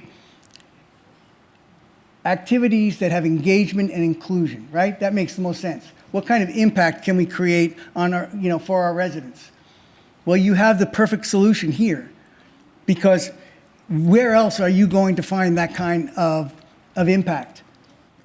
You talked about the Cherry Blossom Festival. You wouldn't assess that based upon, oh gosh, look at how much traffic it created. You would talk about it based upon involvement of the community. And that's what we're asking you to consider here. I mean, you could be comparing that in terms of sound and its impact. It'd be like saying, I moved to a golf course, but the new ping golf clubs, make too much noise. So can you just use a foam golf ball and everybody will be happy? It's just not really that easy. I just want to also emphasize from a social economic impact, you have a park that allows people that can engage in an activity that doesn't cost them a fortune. It's tough. A lot of these people, they can't afford to join a private club. They can't afford even to join, Cupertino's, workout group. This allows them to come on a regular basis and interact with people and form really strong friendships. And like I shared, from 6 to 80, I've never seen anything like it before. And I really invite you to please come down there and see what people are participating in. But more importantly, I really want to emphasize that if you can make this sound barrier wall work, please do, because I think it would be a wonderful solution. And as you've already heard, we're more than willing to cooperate with the community to try and make this work. So thank you again for everything that you do. Really appreciate it. Thank you, Tom, and Tom's group. Next, we will welcome Kevin Yang, followed by Adam Oren's group, followed by Arif S. Welcome, Kevin. Hi, my name is Kevin Yang. I'm a longtime resident of Cupertino. I have been living in Cupertino for more than 21 years with my 3 kids and my wife. All my 3 kids went through the public school, and I have been actively involved in the community by volunteering as the Boy Scout Cub Master for 5 years in Regular elementary school. So I taught many people to teach pickleball, and I found the best place to do this is in Memorial Park. I've been to many pickleball courts in the Bay Area, and I found the Memorial Park pickleball courts to be the most friendly and most welcoming place for new beginners. So we have something really special there, and I think the council should consider it, to keep it regular hours. I have never been to any pickleball court with our restriction specified in the trial program. It's totally unfair, for our resident to get that kind of treatment. Another thing I want to mention is I'm a very busy working professional. I do not have a flexible schedule, so the only time I can work out is the early morning and the evening hours. Thank you. Thank you, Kevin. Next, we will welcome Adam Oren and your group with Danielle, Connie, Boone, and Danny. 1, 2, 3. So we will have 5 minutes on the clock for you and your group this evening. Hello, thank you. My name is Adam Oren. I grew up in Cupertino, and I attend Homestead High School. I was taught from a young age that this was a community of acceptance. Nothing better exemplifies this than our community. It does not ask who you are or where you're from. It's a community as diverse as the brands of paddles in this room, which is a lot. We have never asked for special treatment, but now we are being asked to restrict access to this community. I learned, played, and even represented our city at the high school national championships, and this lack of support has me astonished. These people are my friends, and they are my family, and we have built a community here.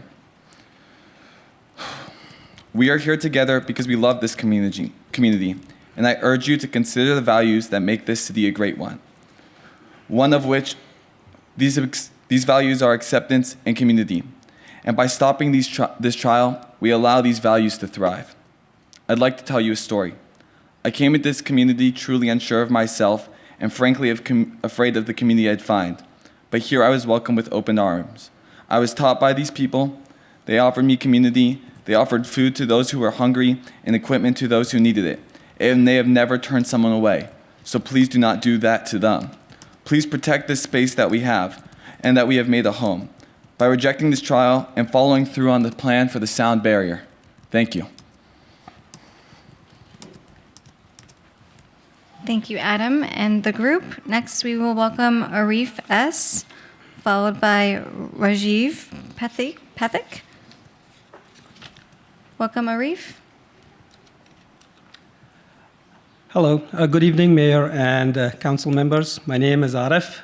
I'm a resident of Cupertino, and one of the reasons to move to Cupertino was to use the park facilities, specifically the pickleball.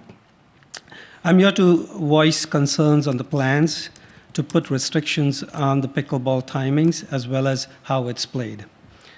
My kids and I play in the morning as well as in the evening, depending on the day of the week. By putting these restrictions, you're basically telling me not to play. And basically you're also telling certain sections, most people not to play because the timings would not work. And you're also telling them to forego all the benefits that comes with the pickleball, such as fun time, family, friends, health, etc. The real solution, as others have said, is to put a sound wall or some sort of a barrier. The city really needs to figure out a way to fund the project. Thank you for your time. Thank you. Next, we will welcome Rajiv, followed by Varun, followed by Rhoda Fry. Welcome, Rajiv. Rajiv in the audience this evening? No Rajiv? Is, okay. If he's not here, we're going to move on. So we will move to Varnam Singh.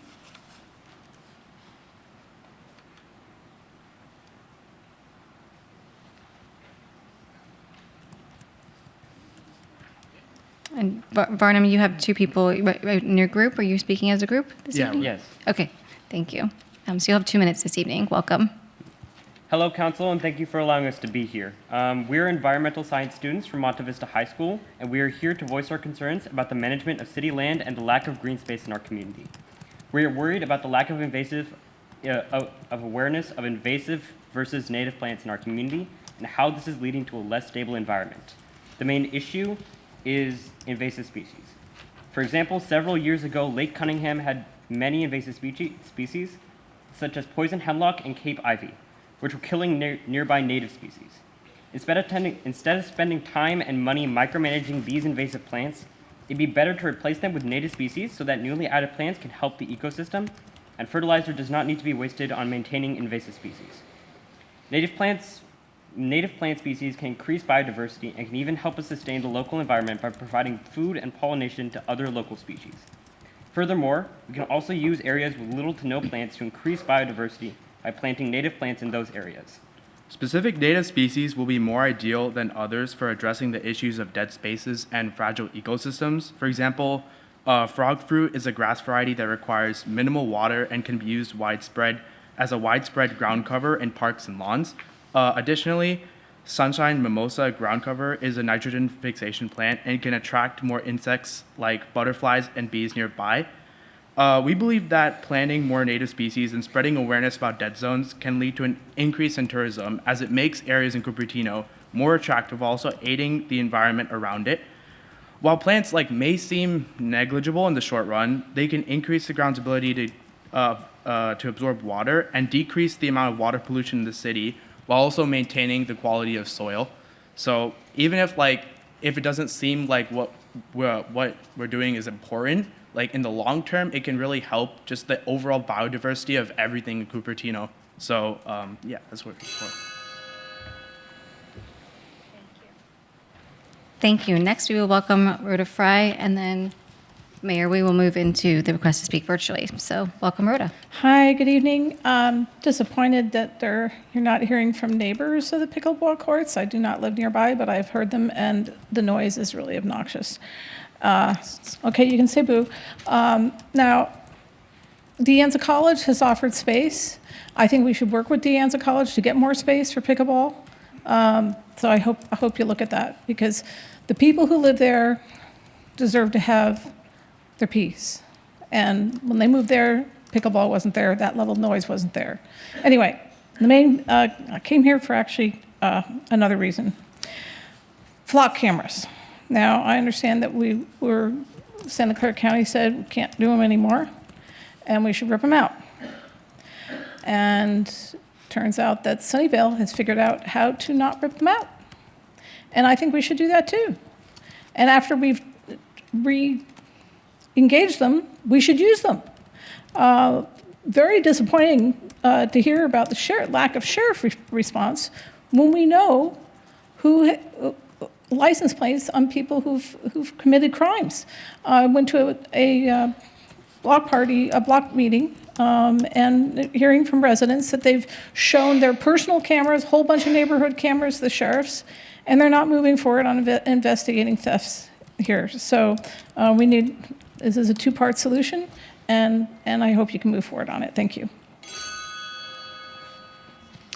Thank you, Rhoda. And before we move to the request to speak virtually, Mayor, Councilmember Wong has joined. So Councilmember Wong, I have my questions to ask. Thank you for joining this evening. Councilmember Wong, can you confirm that you are in the lobby this evening of the Renaissance Cincinnati Downtown Hotel in Cincinnati, Ohio? Yes, I am. Thank you. And Councilmember Wong, can you confirm that you posted the agenda at your location? Yes, I have, and a picture has been sent to you. Thank you.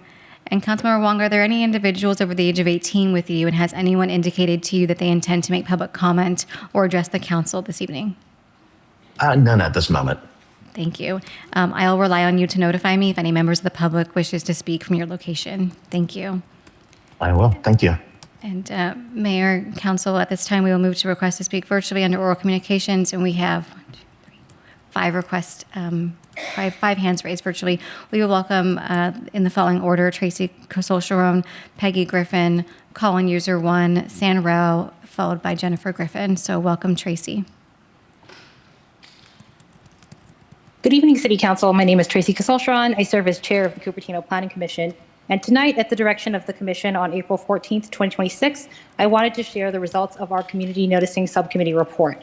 The goal of the Community Noticing Subcommittee was to address continued feedback that many residents and businesses were unaware of major projects and zoning changes or found out too late. So I wanted to just briefly recap some of Planning Commission's recommendations for community noticing improvements. I know that I only have 90 seconds, so this is not comprehensive, and the full list is via email, and I'm happy to discuss later if anyone has questions. So first, the Commission expressed unanimous approval for increasing the noticing radius for larger project public hearings, zoning changes such as the 7th cycle housing element, very high fire hazard zone area projects, expanding that noticing to 1/4 mile, as well as proposals for changes to any major streets. And as shown in the subcommittee report, several neighboring cities are officially noticing for large projects at 500 to 750 feet. And staff already also does this unofficially, so the cost impact here would be relatively minor. It would primarily just be on the changes to major streets as well as zoning changes. I'm running out of time. The full report is available via email. Thank you very much to staff for helping to figure out a new process for the subcommittee to make its report out to council. And thank you very much to council for your attention to this issue. Thank you, Tracy. Next, we will welcome Peggy Griffin.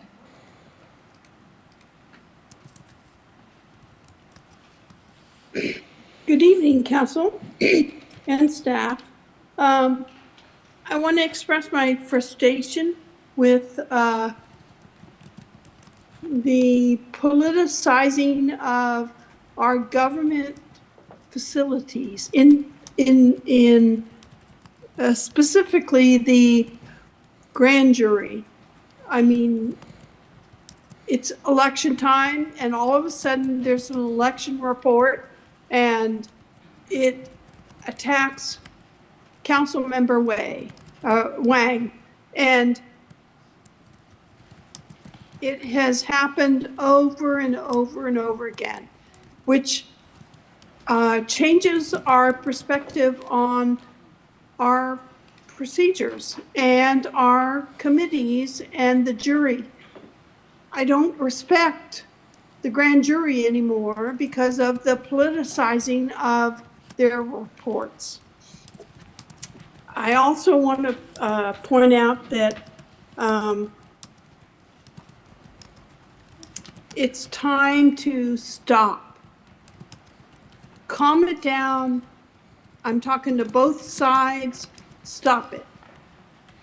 We are trying to elect officials. We want the best candidate to win. Stop the BS. Stop the attacks. I'm tired. Thank you, Peggy. That is your time. Thank you. Next, we will welcome Colin User 1.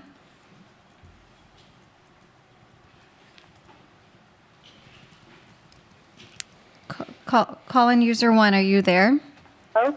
Yes, we can hear you. Welcome. Yes, good evening, council members. And actually, I just heard something about pickleball, and my previous brief study that I feel like the city, I think, was planning a different location. Maybe that location can have less restriction. I don't know. And also, if it's noise, I was thinking that way to have like a sound board, sound wall, like highway.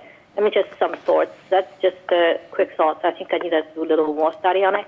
I'm here actually today because we have not received response to our request to a meeting.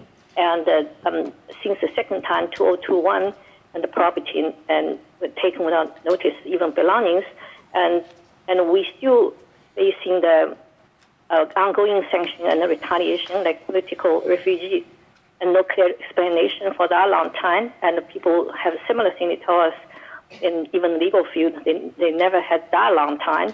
So we have made multiple efforts to resolve the issue respectfully, directly, but those requests have not answered. And we feel like we are prejudiced because we are the weak, because we are the weak residents of the city. And so we really want this resolved. And this lack of communication is deeply concerning. We are asking for 3 simple things: clear explanation why our belongings also taken, and another thing, review of current sanction placed on us, and also Thank you, schedule meetings. call-in user 1. That is your time. Next, we will welcome San Rao, followed by Jennifer Griffin. Welcome, San. Good evening, Mayor Moore, council members, Planning Commissioner here, speaking on behalf of myself only as a resident, also the 2025 chair of the Planning Commission. I'd like to comment on this grand jury report that was just released. What kind of city would we be if we limited who could participate in our council and commissions? If we limited it to people that cannot travel and will need to be there in person all the time, we are saying people with families that are remote can never serve on a commission or council. We are saying that people who need to travel for work can never serve. People who have a business and need to travel for business reasons can never serve. People who have to care for their elder parents can never serve. Immigrant communities with families abroad can never serve. What kind of community would we be? We are saying that seniors with grandkids that live elsewhere can never serve. Council Member Wong is not remote for convenience. He is remote to earn a livelihood for his family. And we're saying you can either choose to do that or serve. Council Member Wong represents the residents of Cupertino far more than many of your dais. And to deny Council Member Wong the opportunity to be remote and serve his family's needs while serving the city's needs is not convenience. We should be fortunate that we have members of the public willing to serve when they have a high career. And to deny them the opportunity to do that is to limit representation of Cupertino residents. This is suppression of democracy. Thank you. Thank you, San. Next, we will welcome Jennifer Griffin. Hello, good evening. Can you all hear me? We can hear you. Oh, yes, thank you. This is Jennifer Griffin, and I will tell you I am very, very concerned about the civil grand jury report. We went through something like this during the pandemic, and we had to use remote during pandemic. I think it's very important that we just recognize that we had our assembly member come in tonight from Sacramento via remote. He's up in Sacramento doing good works, and he was able to join us tonight earlier to speak about issues that are important to Cupertino. I often now have to take care of, we have elderly people in our family. We just installed Wi-Fi at my mother's in Aptos so that I can come in on Zoom there to other meetings, and then my mother-in-law in San Jose. And that's, I'm coming in tonight that way too.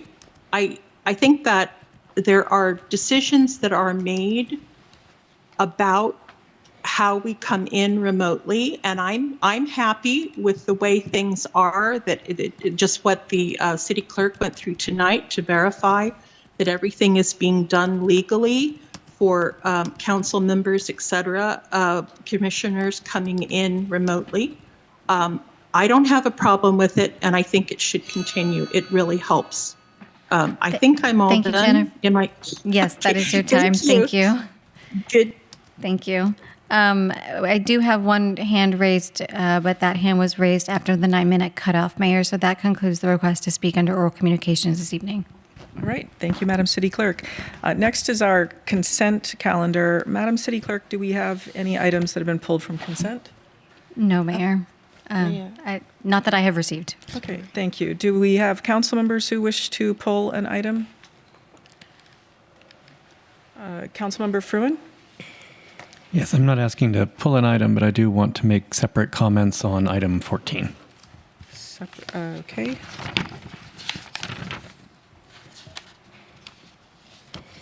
Okay. I would as well. Okay, I'm not seeing any other hands raised for this item. Do members of the public wish to speak to the consent items at this time?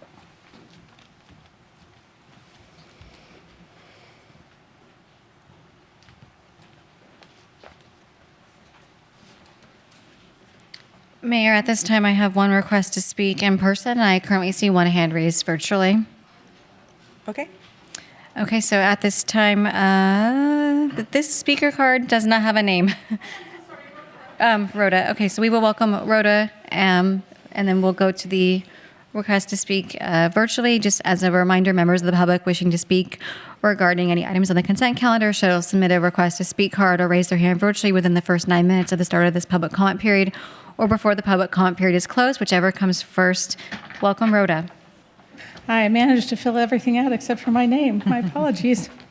Anyway, regarding sister cities, before you, like to see, perhaps you could postpone this. Unfortunately, I didn't have a chance to write to you all in detail, but anybody who does anything with sister cities needs to watch the video, Dwight D. Eisenhower's video when these sister city programs were created.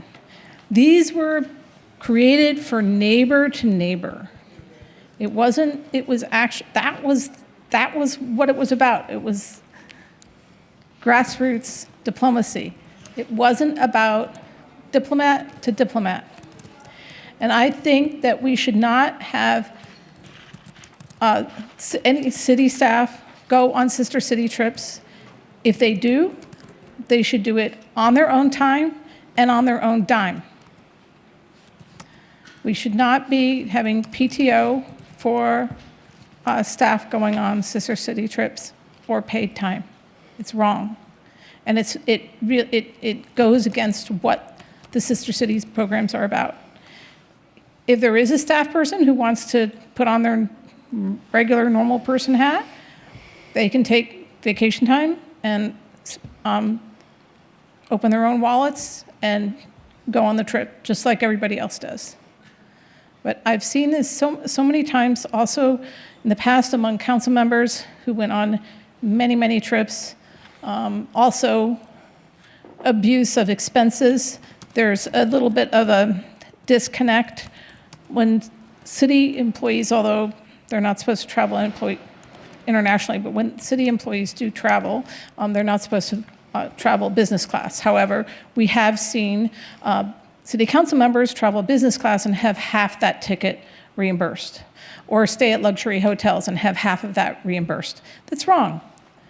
You know what? You can, if you want to go, you can go economy, and maybe have half of economy or half of economy reimbursed. And if you want to go business class, you can do it on your own dime. But it's just not right to me, and it really sets a bad tone for how we spend our public money. And we just want you to represent, we'd like you to represent the city, but we also want, our residents to represent it as well. Nobody's paying residents to go. So the fact that if you get half back on an economy ticket, that's saying something. But you shouldn't get half back on a first class or business, nor at a Ritz Hotel or any of those things. So I've said my piece. Thank you very much. Have a good night. Thank you, Rhoda. And that concludes the request to speak here in person in Community Hall. So we will move to the request to speak virtually. We have one hand raised. We will welcome San Rao. Good evening, Mayor Moore, council members, Vice Mayor Chow. Speaking on behalf of myself only as a resident, I'd like to comment on the consent calendar items that involve street paving. I would like to provide my strong support for street paving. Under Mayor Darcy Paul, we had some of the best streets in the city. We have allowed the streets to degrade under the prior council that made street paving a non-priority that needs to be undone and restored. despite the reports that came out saying Cupertino has good streets, the conditions on the ground tell a different story. If you drive on Bub, if you drive on Stevens Creek, if you drive in Creston, the conditions are quite bad. And as we look at this report, I fully support and request that we prioritize more street paving. I also want to say the slurry seal is not sufficient. You need to look at actually doing paving, because I've seen slurry seal on Lockwood that was done a year ago, or maybe 2 years ago, and with the winter rains, the slurry seal tends to flow downhill.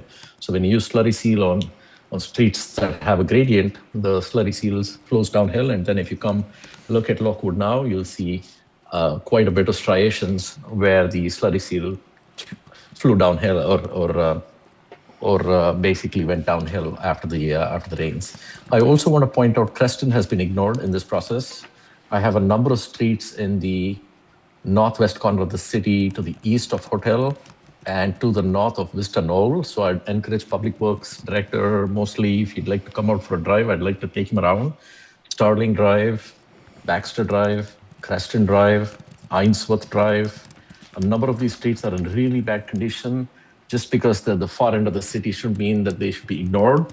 I want to thank Director Mosley for including Inspiration Heights. We have not seen pavement work done here in over 12 years, all my time I've been here. And please do not ignore Creston. I'd like you to see Creston and then decide if you can include the streets I mentioned. I'd be happy to send you a mail with those streets mentioned as well. Finally, before I run out of time, I do want to say I support the sister cities, and I can speak to that another time. Thank you. Thank you, San. Mayor, that concludes the request to speak on the consent calendar. All right. Thank you very much.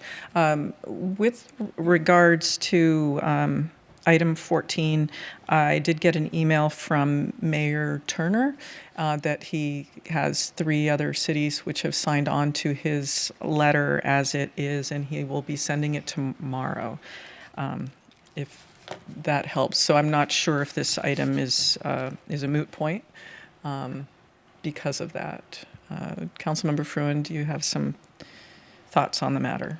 I just wanted to thank you for the openness and the willingness to collaborate on it. Okay, good. I think they're great ideas that you have added to it. And perhaps there's another route that we can work in the future. I'm not sure, are we still wanting to send this as an individual letter from Cupertino? Because it's not that we're no longer looking at the multi-jurisdictional letter, we have our own at this time. Yeah, I feel comfortable with it, and if Mayor Turner is open to it, that's his business too.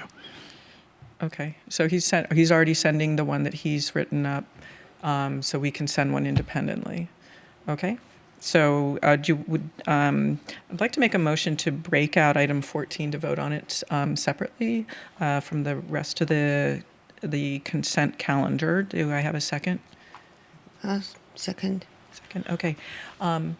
Madam City Clerk, will you please conduct the roll call vote? I do have a question. On item 14? Not 14. Oh. So the other items. Okay. Do we now do 14 first? Do we all do all the question comments? No. I think the mayor was just taking a vote on whether to pull the 14 out and vote on it separately. Yes, but I thought we would actually go ahead and vote on it and then move the rest of the consent calendar in one omnibus motion and vote on that. And then if there's a comment on the remaining items, it would happen then. Do we need to vote to pull it, or can we just make a motion for item 14 and then make a motion for the rest? I do think you can make an item for 14 and then make a motion for the rest, but I assumed that you were voting to pull it. Oh, no, just to vote on it separately from the rest in case we have some disagreement. I don't want item 14 to cause the entire set to have an issue. Wait, so the motion was to vote to move item 14. To move item 14 to a vote, so that we would vote now on item 14, pull it apart, and then we will pull it out of the set, and then we'll look at the rest. So, okay. Madam City Clerk? Mayor, I had a yes. comment. Sure. I was one of the I'm probably the only one who had reservations about the original letter that we discussed, that Mayor Turner drafted. So I'm really pleased with the effort that's gone into this version. So I'm hoping that you won't make any changes. If Mr. Mayor Turner wants to jump in with you guys, I'm perfectly okay with that. But as a standalone letter with the way it's drafted now, I think it's a far superior document than the earlier version. Thank you for that. Yeah. And Councilmember Froen, you can accept a lot of that praise there.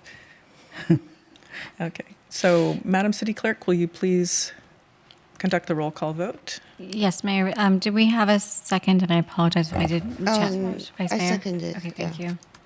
Okay, so we are voting on item number 14. Councilmember Fruin. Aye. Councilmember Mohan. Aye. Councilmember Wong. Nay. Vice Mayor Chow. Aye. Mayor Moore. Aye. Motion carries with Wong voting no. Okay. So next we are voting to move consent calendar items 5 through 13 and 15 through 18. Do I have a motion? So moved. Okay. Do I have a second? Second. Yes. But I do have some question and ask. Please, please do. So one public comment mentioned the difference between slurry seal that we are seeing a lot more than the repavement. I believe that's a result of our budget situation. So we have decided to reduce the cost, so we cannot, we don't do as much repavement, right? Can we clarify that?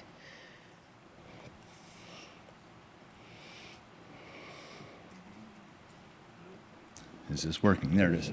Good evening, Council. Mine is still, yeah. Very good. Chad Mosley, Director of Public Works, and yeah, I think my predecessor also liked to talk about paving, so here I am talking about paving. We use a combination of both an overlay project as well as slurry seal. Slurry seal does a great job of prolonging the life of pavement, and it does it at a very reasonable cost. It's not necessarily the same product as a paving overlay. It's not that we're trying to, cut paving costs by replacing overlays with slurry. We're actually using slurry as a life prolonger for the paving. So it's a standard process for keeping paving in a good condition. Okay. So then, yeah, the next question is for the sister city policy. So with this update, any staff travel will also require council approval. Does that also include the vacation time or paid staff time to maybe take any international travel? Because in the past, we had staff traveled on city paid hours for this international trip to sister city. And what does the current proposals revised policy say?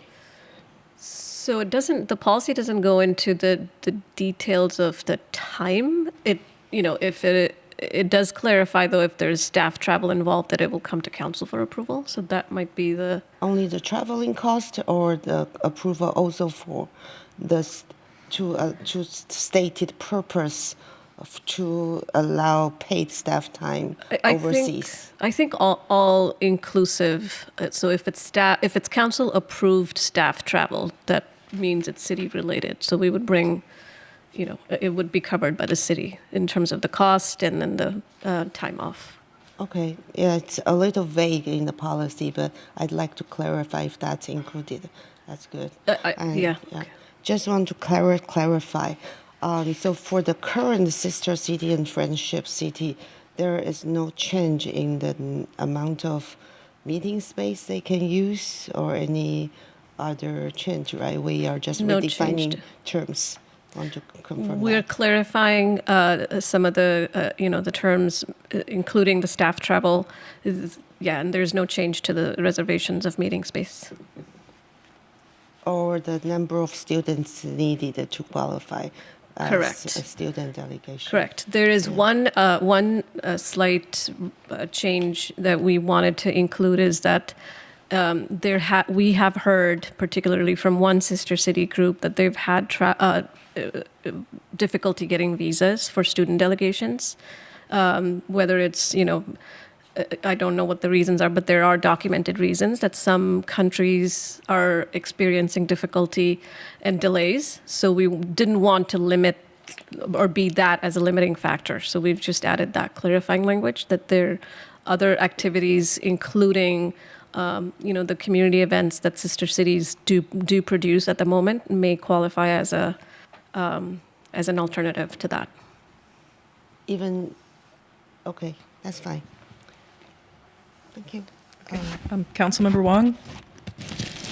Yes, I just have a comment on item number 16. Over the past week, I've had a chance to talk to multiple businesses about our ordinance here, which is above and beyond what other cities are doing and above beyond what the state law is. Many of them feel that customers should have choices, businesses should have choices, and that we've an authoritarian approach here on this bag ordinance. I just want to point that out. I know we don't have the votes for it, but I just wanted to comment. Thank you. All right, thank you. And seeing no further hands raised, Madam City Clerk, will you please conduct the roll call vote? Councilmember Fruin, Aye. Councilmember Mohan, Aye. Councilmember Wong, Aye. Vice Mayor Chow, Aye. Mayor Moore. Aye. The motion carries unanimously. Okay, the next item is an action calendar. We've been going for a while, though, so we're going to take a 5-minute break, and we'll be back at 8:09. Madam City Manager, do we have a presentation?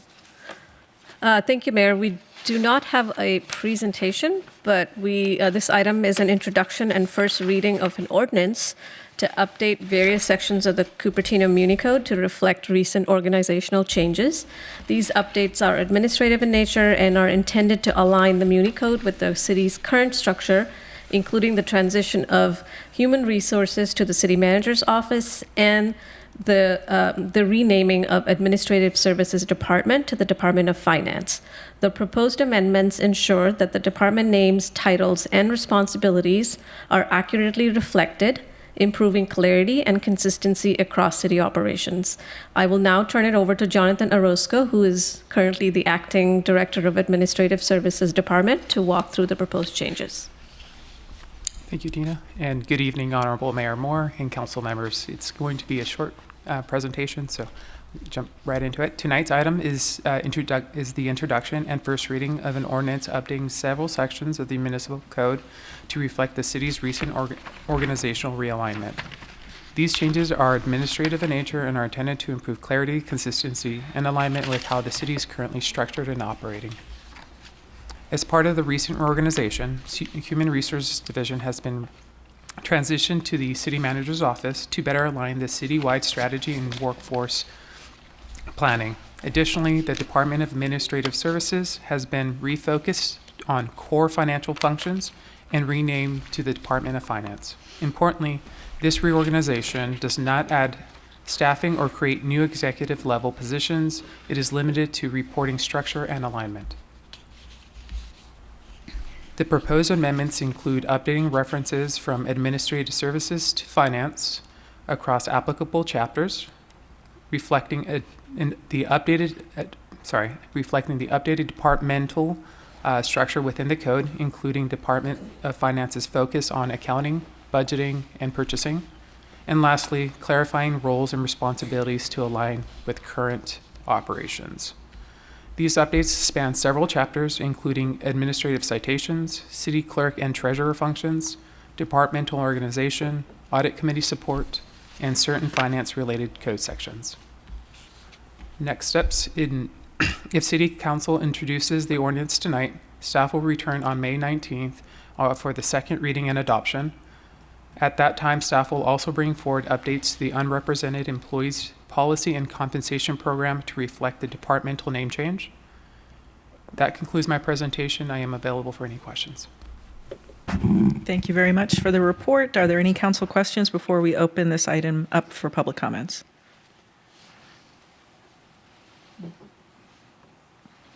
I see one hand raised from Councilmember Wong. I just wanted to make sure that the clarification to everyone is that, you know, the HR department's still there, finance is different, but they're spread out. And pretty much what we're saying is reporting directly back to the city manager of two distinct functions and two distinct department heads. Is that correct? Councilmember Wong, there are no two separate departments. The Human Resources was a division of the Administrative Services Department. It's moving into the city manager's office as a division, so there's no creation of an HR department. It's just the renaming of the Administrative Services Department to the Finance Department, which does not include HR. Understood. Okay. So this is to reflect the changes in terms of reporting structure. I just wanted the public to be clear because I wasn't exactly clear, so. Yeah, thank you. Great. Vice Mayor? Yeah, actually my questions were answered in the supplement desk item today. Really thankful for that. I'm sharing that here because I think this is probably the information people would appreciate. So I asked whether there will be any addition on executive level position. There will not be, but I do wonder how big is the human resource that's being moved because I thought it might be big. And then so here is city manager's office currently has 21 full-time employees and 2 part-time. So these are the current city manager office employees, and HR will add only 5 more full-time employee there, and the Department of Finance will now have 13 full-time, 2 part-time employees. So that this number gives me better picture of this reorganization. So thank you for the answer on that. And here is a list of executive level positions we currently have, and as mentioned, we have 3 assistant directors for department that's public facing. So community development, Parks and Rec, and public works. So you can reference the desk item for other questions. Thank you. Thank you. At this time, do we have any members of the public who would like to comment on this item? Mayor, at this time, I don't see any requests to speak in person, but I do see one hand raised virtually. So we will go to the members of the public requesting to speak virtually. Welcome, San Rao. Good evening, Mayor Moore, Vice Mayor Chow, council members. Speaking on behalf of myself only as a resident, I'd like to encourage you to change the suggested wording from the proposed change from Director of Administrative Service to Director of Finance to instead change the language preceding it, which says including but not limited to, change that to such as, so that it is suggestive rather than exhaustive, or at least minimally inclusive. I think you're having to make these changes because the language says such as, including but not limited to, which means you need to include at least the named references. And rather than make changes every time you have a reorganization plan, you can change the preceding language to say such as, that allows you the flexibility to make changes without modifying this each time. I'd also like to propose another change, which is instead of using the word director, use head off. A director could be head off, but you could have a head off that's not a director. And as we are in a structural budget deficit, maybe we have to reduce the number of directors. Maybe we have to consolidate departments. And if we do, you don't have to come back to do this language change again because we've named directors for each department explicitly. While we're making this change, let's reference department heads as head off. That gives you the flexibility to reorganize to accommodate the city's structural budget deficit. It is time that we reorganize. We should also consider whether we need assistant directors and directors for these departments. While they're nice to have, we cannot afford the costs, both from a budget deficit, but also from a cost recovery perspective. So it is critical that you do the hard work that is needed here in order to protect our ground staff. Because if you do not do that, the cuts are paid by essential, critical workforce that the city needs. And I do not want us to lose a single ground staff employee. Not in public works, not in Parks and Rec. I don't want to see the union employees affected. What I'd like to see is how we cut costs elsewhere. And so give yourselves a little more room and flexibility to achieve what you need while you're making changes here. Thank you.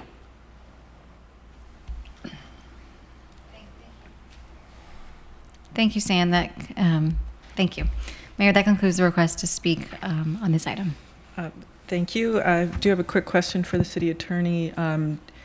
To the first edit, do you feel that is a necessary change?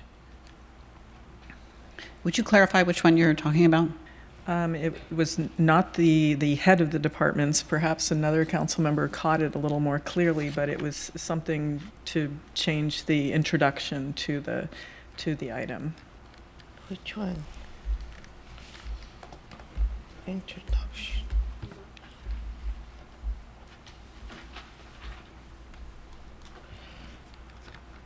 Vice Mayor, did you catch that, the first edit? And he talked about rather than to use including and not limited to. That's right. Use such as.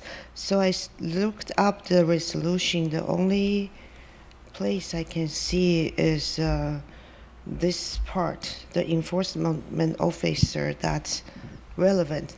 There are other occurrences of including that's not related to the finance function. But I don't think that's necessary to change this to such as. I agree with you. Thank you, Vice Mayor. I don't know, is there any other?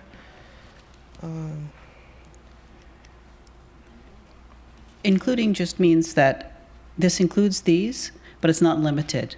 So saying such as is broader than including but not limited to.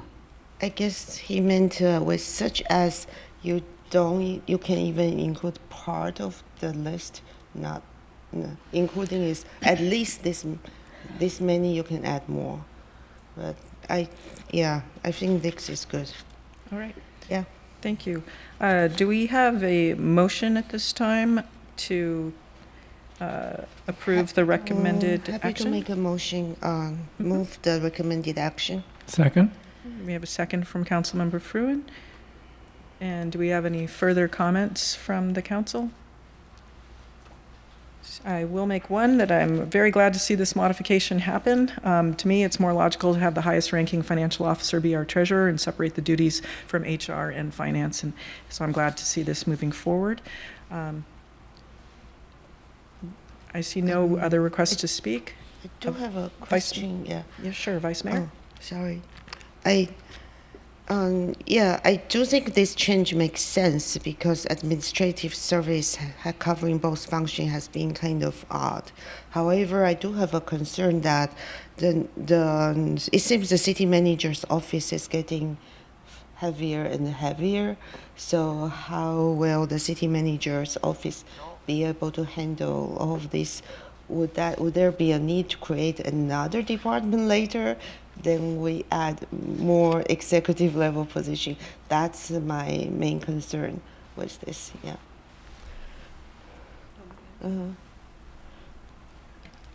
Thank you for sharing your concerns, Vice Mayor. That there's currently no plans to create another executive level position.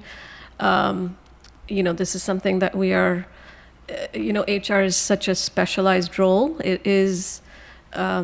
It's primarily autonomous. It's more bringing it into the city manager's office for more executive oversight, and so that we can have more of a, enhanced service delivery to all city departments. But it's yet to be seen how it will work. I'm hopeful that it would work the way that I'm envisioning it. But if there's, future needs or adjustments, I will come back to council with more information. Yeah, thank you. Just a little background. Before I got on the council, I remember at the time, this assistant city manager was a position that's also the director of community development. So it's kind of and then later on we had a separate director of community development and the assistant manager. city manager. So it's good that the assistant city manager is now removed, and then you have made deputy city manager a little more higher level executive position. So maybe with that change, that will help you manage the city manager's office. Yeah. Yeah, that's the hope. But as you are alluding to, there have been changes all along as the city grows. So, like I said, right now I'm not anticipating any changes, but I'll report back. And yeah, thanks. Thank you. Madam City Clerk, will you please conduct the roll call vote? Yes, Mayor. Councilmember Fruin. Aye. Councilmember Mohan. Aye. Councilmember Wong. Aye. Vice Mayor Chow. Aye. Mayor Moore. Aye. The motion carries unanimously. Right, thank you. Next, we move to item 20. This is minor revisions to the municipal code. I'm not going to list all of the chapters. Madam City Manager, do we have a staff report?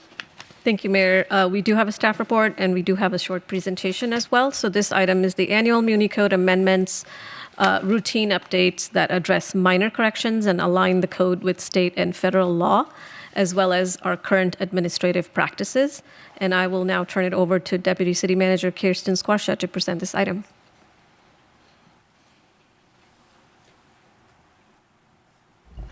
Good evening, Mayor, Vice Mayor, and council members. I'm just going to pull up my presentation. This is a brief presentation.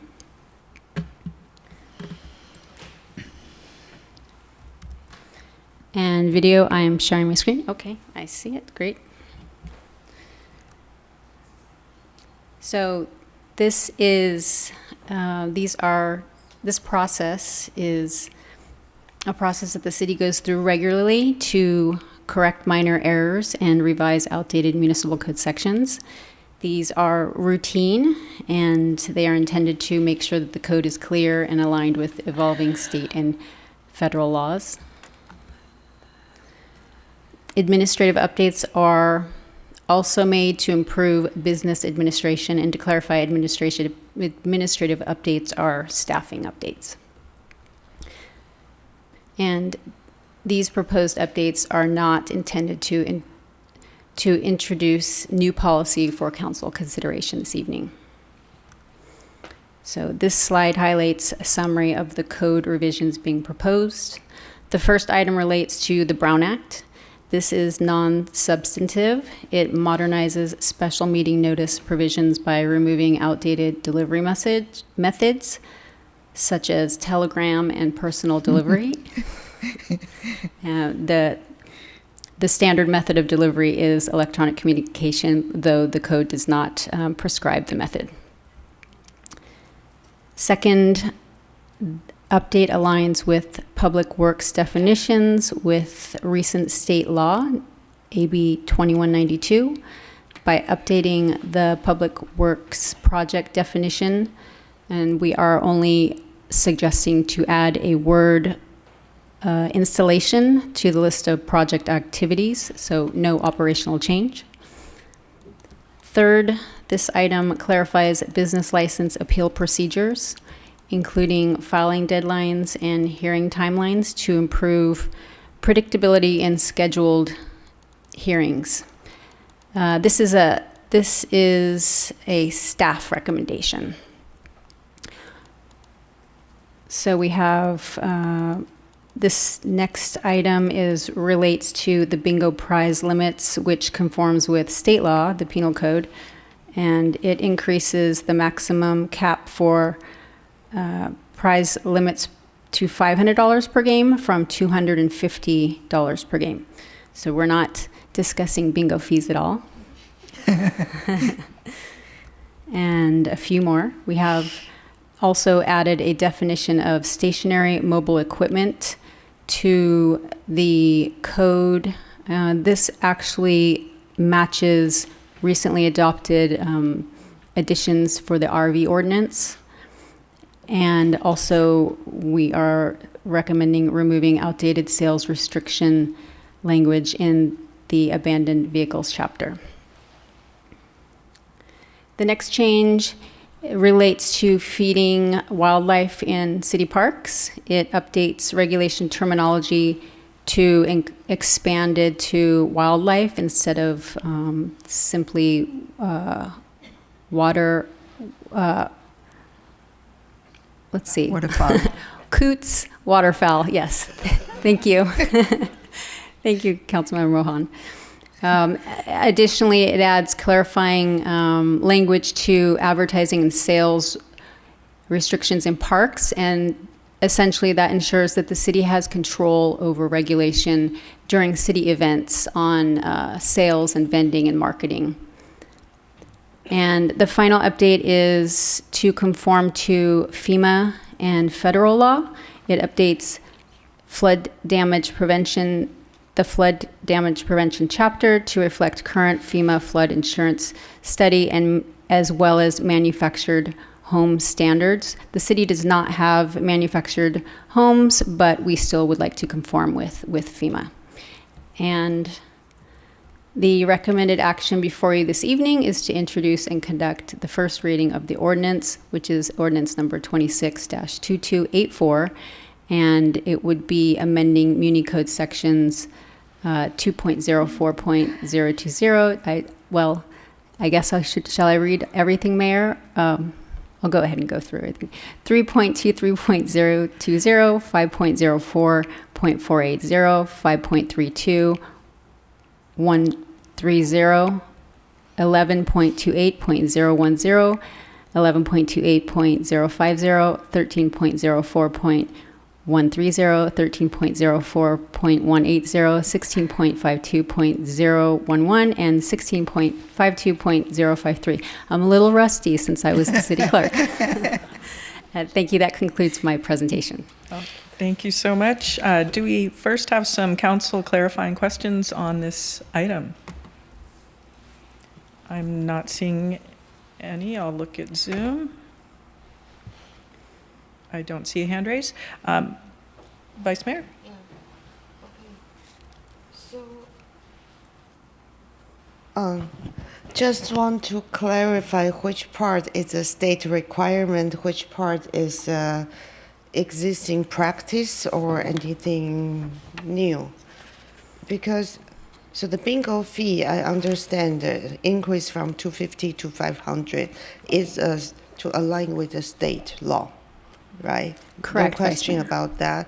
But the business license appeal, that's not a state law, so that's to align with our existing practice.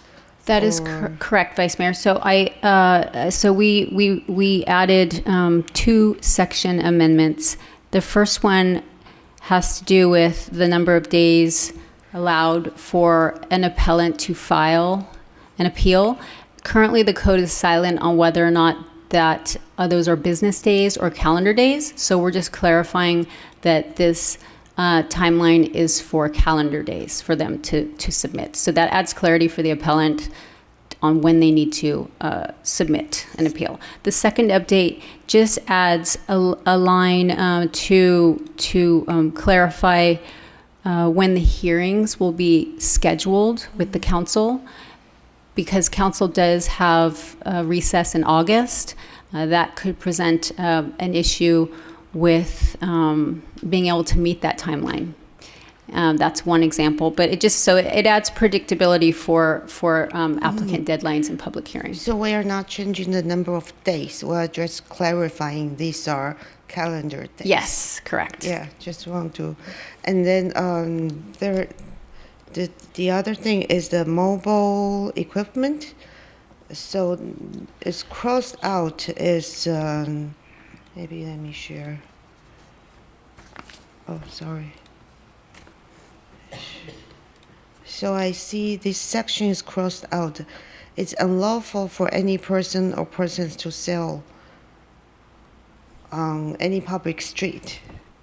But then this portion or on any private land abutting a public street where traffic flow might be affected. That's crossed out. So can people sell or not sell? Because we do see like kids having a lemonade stand by a park or somewhere. So by crossing it out, are we aligning with state law? Vice Mayor, I'm using a lifeline, and we have our Director of Community Development here. Vice Mayor, good evening, City Council members, Ben Futif, Director of Community Development. So this section is to allow our code enforcement team the ability to actually code enforce. So this language indicates where traffic flow might be affected. So that could be very difficult to measure and could be subjective. So what we're suggesting is simply removing that and just to say that you may not be able to sell on any public street within the city, which is, I believe, the original intent of this section. Wait. Now we have only the first portion, which says it's unlawful to sell on any public street. Correct. And we are not. So any private land abutting a public street, by crossing that out means any private land abutting public street, people still cannot sell it from their own private land. No, I think what that means abutting is a that you public may street. be able to on your private land, because if you have a house, you So are going to be. you can sell. Correct. You have a private land, private house, you are going to be abutting a public street. Oh, Right, so we are allowing people to sell. Correct. So in the And example we- you gave about the lemonade stand, if you're going to sell lemonade on your own So- property, you're certainly Okay, allowed okay. to do that. And then since we can measure traffic flow, so you decide to, let's not have that prohibition. Okay. Correct. Exactly. Thank you. Thank you. So this is not state law. No. Just an improvement for ease of enforcement. Yes, so enforceability and also a little bit of common sense as well. You should be able to sell lemonade stand, for example, in your private land also too. It's just a measurement of that traffic flow is very difficult, very subjective. So that's why. Okay. It's just for me, this is a little more than the minor revision because this is kind of substantive change of the code. So yeah, anyway, okay, thank you. Not seeing any further council hands raised. Madam City Clerk, do we have any members of the public that would like to speak to this item? Mayor, I don't see any requests to speak in person, but I do see one hand raised virtually, so we will welcome San Rao. Yes, good evening, Mayor Moore and council members. Speaking on behalf of myself only as a resident. There is a section on page 8 that talks about restrictions in parks. And currently it has language that talks about shall not roller skate or shall not skate or rollerblade, such as in a manner such as to cause damage to the parks. I'd like you to include biking in that. Because what I notice, particularly in some of our parks where we've added the new equipment that looks like a fish, we are seeing a number of people that are biking on the lawns, and the public works ground staff might actually confirm that they're seeing that because people are mountain biking up and down the lawns and the mounds that we have in our parks.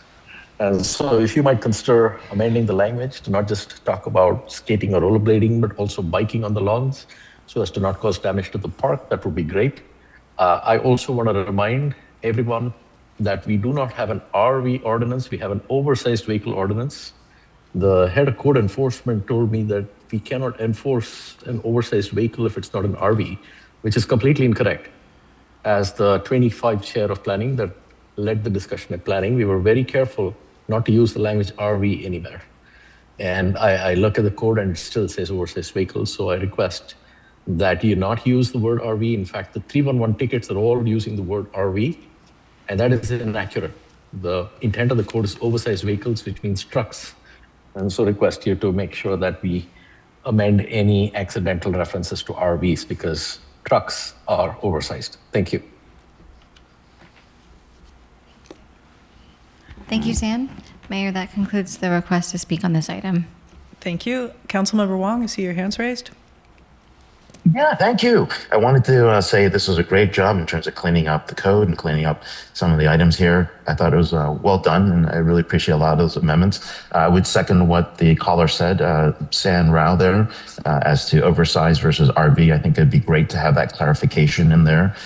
And then I would say that these are a lot of great cleanups. I think in the future, when we do these, it'd be nice to solicit from other council members what other cleanups might be suggested, make that more of a group effort. But in general, I think these are a lot of great cleanups here. So I applaud everyone who worked on that. Thank you. Next, we have Vice Mayor Chow. Yeah. So according to the definition of stationary mobile equipment, so that would mean someone can just get a food truck, put it on their front lawn, and start selling on their private property. Is that what we are allowing? I mean, lemonade stand is one thing, but stationary mobile equipment it could create traffic. It does. So now I'm concerned.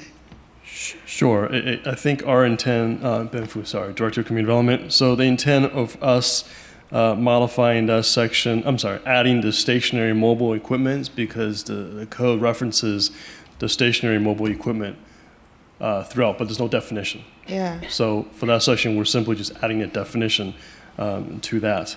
But the mobile vending ordinance, I believe, has requirements set for vending mechanisms. So, but if council is concerned about removing that language, it potentially could have some great impact. You know, that's fine if you don't want to make that second change.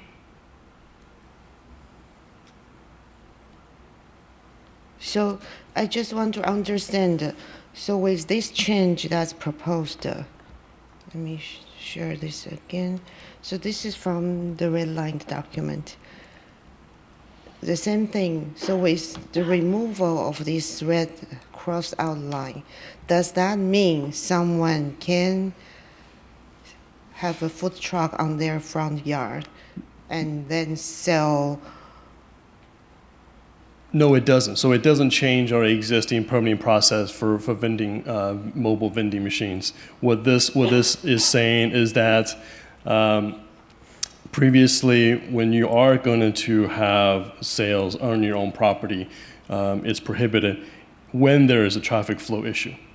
And that creates an enforcement issue for us to measure that. So what we're simply saying is just simply remove that, because there's no way for us to actually measure what traffic flow might be affected means. I know, but then with this removal, that means, I mean, if you just remove the cross out wherein the traffic flow might affect, that remove the confusing language. But then selling from private land abutting a public street is still prohibited. But since you have crossed out on any private street abutting public street, you have now removed the prohibition to sell on any private street abutting on private land abutting public street. So you are not just removing this part that's harder to enforce. You have changed what's allowed or not allowed. So I'm sure. trying I don't to believe understand I don't think we're the scope. I don't believe we're changing what's being allowed or not allowed. Go ahead. Sorry, Mayor, I didn't mean to cut you off. Pardon. The business license process would still need to be followed. Correct. For somebody to be selling on their own property. They would still need to do that. I think, if anything, this puts this more into the category of a business license issue, which if the city allows them to do that, depending on how they're zoned, then they are allowed to have a home business. So are they required to apply for a permit for that food truck on their private land? Yeah, so we have a mobile vending ordinance. I have to look it up and see what the exact requirement is for that, but that's not being changed. We also have a hand bill ordinance as well, so if you want to be able to pass out flyers, you have to get a permit for that. So none of that is being changed So at likely they need a permit for that Correct. food truck and get a business license. Correct.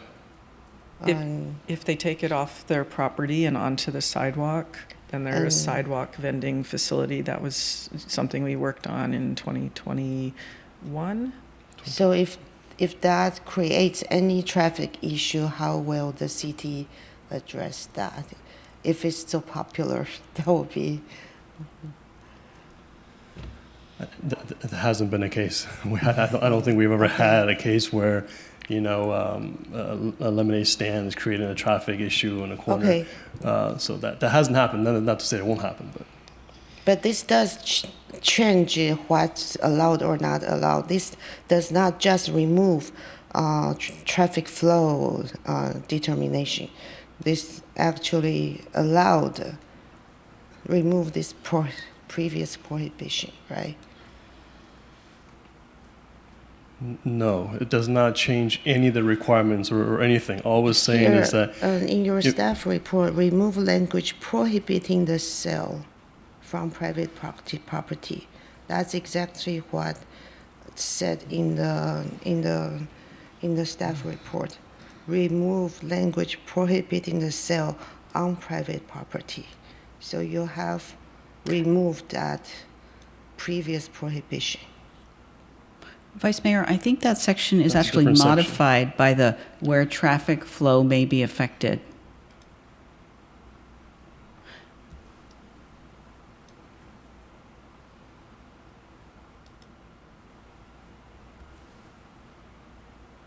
Yeah, but with this removal, it means regardless of traffic flow, the prohibition for selling on private property will be allowed. Previously, it's not allowed when the traffic it might affect traffic flow. And so Correct. now, setting aside the traffic flow issue, it would be allowed, I think.